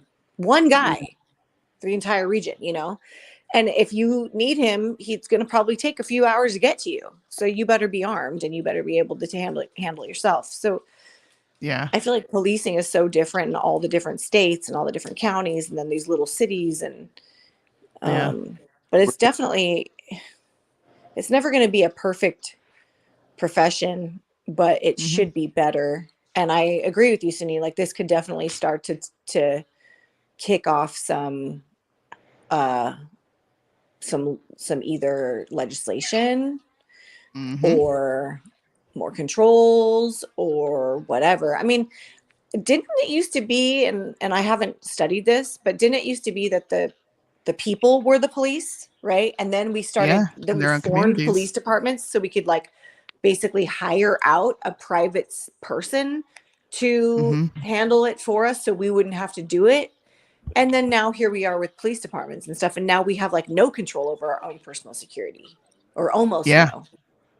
So we're just going the Almost wrong no way. control. And They want it. yeah, it's like and once you give that up, they don't give you your freedom back. Like they don't like hand you your freedoms back or hand you bigger Yeah. guns and bigger bullets. Like I mean, I can Blood definitely see gonna them have to be opening up shed a for can that, of worms. and blood gonna be shedded if that was Right. the happen. It will. Straight up war. It's all I know is if this story that the neighbors are telling, that the family's telling, and that the girlfriend is telling, of the cop going to the wrong door is the truth, then he better be charged with something, because what are you defending yourself against? He didn't know you were a cop. He has no clue who's knocking at his door. Excuse me. I don't like to assume that people can hear who is outside of their door, because if someone was knocking on my door and I say, who is it? I can't hear them unless I go open the side window and they say it's so and so. I can't hear you. You sound muffled. I also don't have a peephole. We have an intercom system where, I can let someone in, but I don't know I don't know who's there. So am I going to die for coming to my door in my house with my weapon, defending my property and my family who's inside, because you decided to come to the wrong, door as a cop, and you have the license to execute me because you feel like your life is in danger? That's where the conversation is going to go. More people let this angle of this story be true, which I hope it's not. Yeah. I was gonna say, because with what I was saying earlier, and then I gotta go because you guys, it's like 11:30, and you know me, I'm like way past my bedtime. Like even my That's TV's cool. like, fuck it. She need her rest. Yeah, I need my rest, my beauty sleep. So what I was saying was it's a sensitive subject on the race side, but on the flip Yeah. side of that, it's also a sensitive subject on the law enforcement side, because Mhm. they are very protective as well whenever any of them get questioned. And I Mhm. do want to highlight people like Breaking Barriers, like Ryan, who does an excellent job, I think, of being like very what is it called? Biased, or is it biased, Unbiased. non-biased, unbiased, of when he's looking at these things, and he's not afraid to make I videos love and him. say, yeah, and say like, hey, this could have been done better. You Yep. know, I really hope police departments actually utilize Ryan to, take their police departments through training, because I feel like if there's a lot of new officers, they need somebody like that to really Yep. show them real life instances, right? Yep. So That's true. Somebody I said Brandon Tatum did, because he I said always police hit officers up do no Ryan. wrong. Don't listen. We're not doing that. We're not doing that. what happened? I don't need that. I don't need that on this Hey, show. I'm being honest. Let him tell If he it. reacts to it, he reacts to it. We'll see if he reacts to it. He hasn't. I'm not going to assume his reaction. Let him But tell I it. do They agree can do with no wrong. Mo. What I'm missing this whole conversation. Nothing. I do agree with Mo. Ryan is he's a tool that I utilize. Ryan and Said are who I go to 99% of the time when I have questions on these things, or, I just want to talk about policing in America. We need more of those people who are willing to have conversation with citizens who pay taxes, period. Now it's late. We will not be back. I won't be back Friday. I'm hoping we can do a Thursday show so that I don't miss another I'll week. come back Friday if y'all want to make some confessions. Friday Night Live. See, look, you're gonna I might make me slide home early. Well, no, I might slide in later because the confessions on a If you Friday slide night. in later, then I'm gonna pull up. Okay, well, we'll see. We'll see All where I'm at. right. Anyways, appreciate thanks you, Carmen girls. for It was coming super on. fun. It was Appreciate you fun. both. So fun. Thanks, All right. Marlandon, for coming on. You know, I'm always come up. Lord, We know. thanks everybody for tuning in and hanging out with us this Tuesday. We may or may not be back on Friday. Hopefully we do come back because I'm interested to see how many people come on. And I'm not going to be judgmental. I'm going to sit back with my popcorn and my chips and salsa and listen I'm gonna to y'all promote tell it. y'all dirty secrets. I'm gonna Please promote look, it. I got you. We can do it together. Okay. I'm going to promote it. I'm going to be like, Friday night, we need people who are willing to confess things anonymously on the Soonie X Mo show. Yeah. Do it, guys. Anyways, we're out. I'm trying to find the video. That's what's taking me so long. Bye-bye. Bye, guys. So when you're done.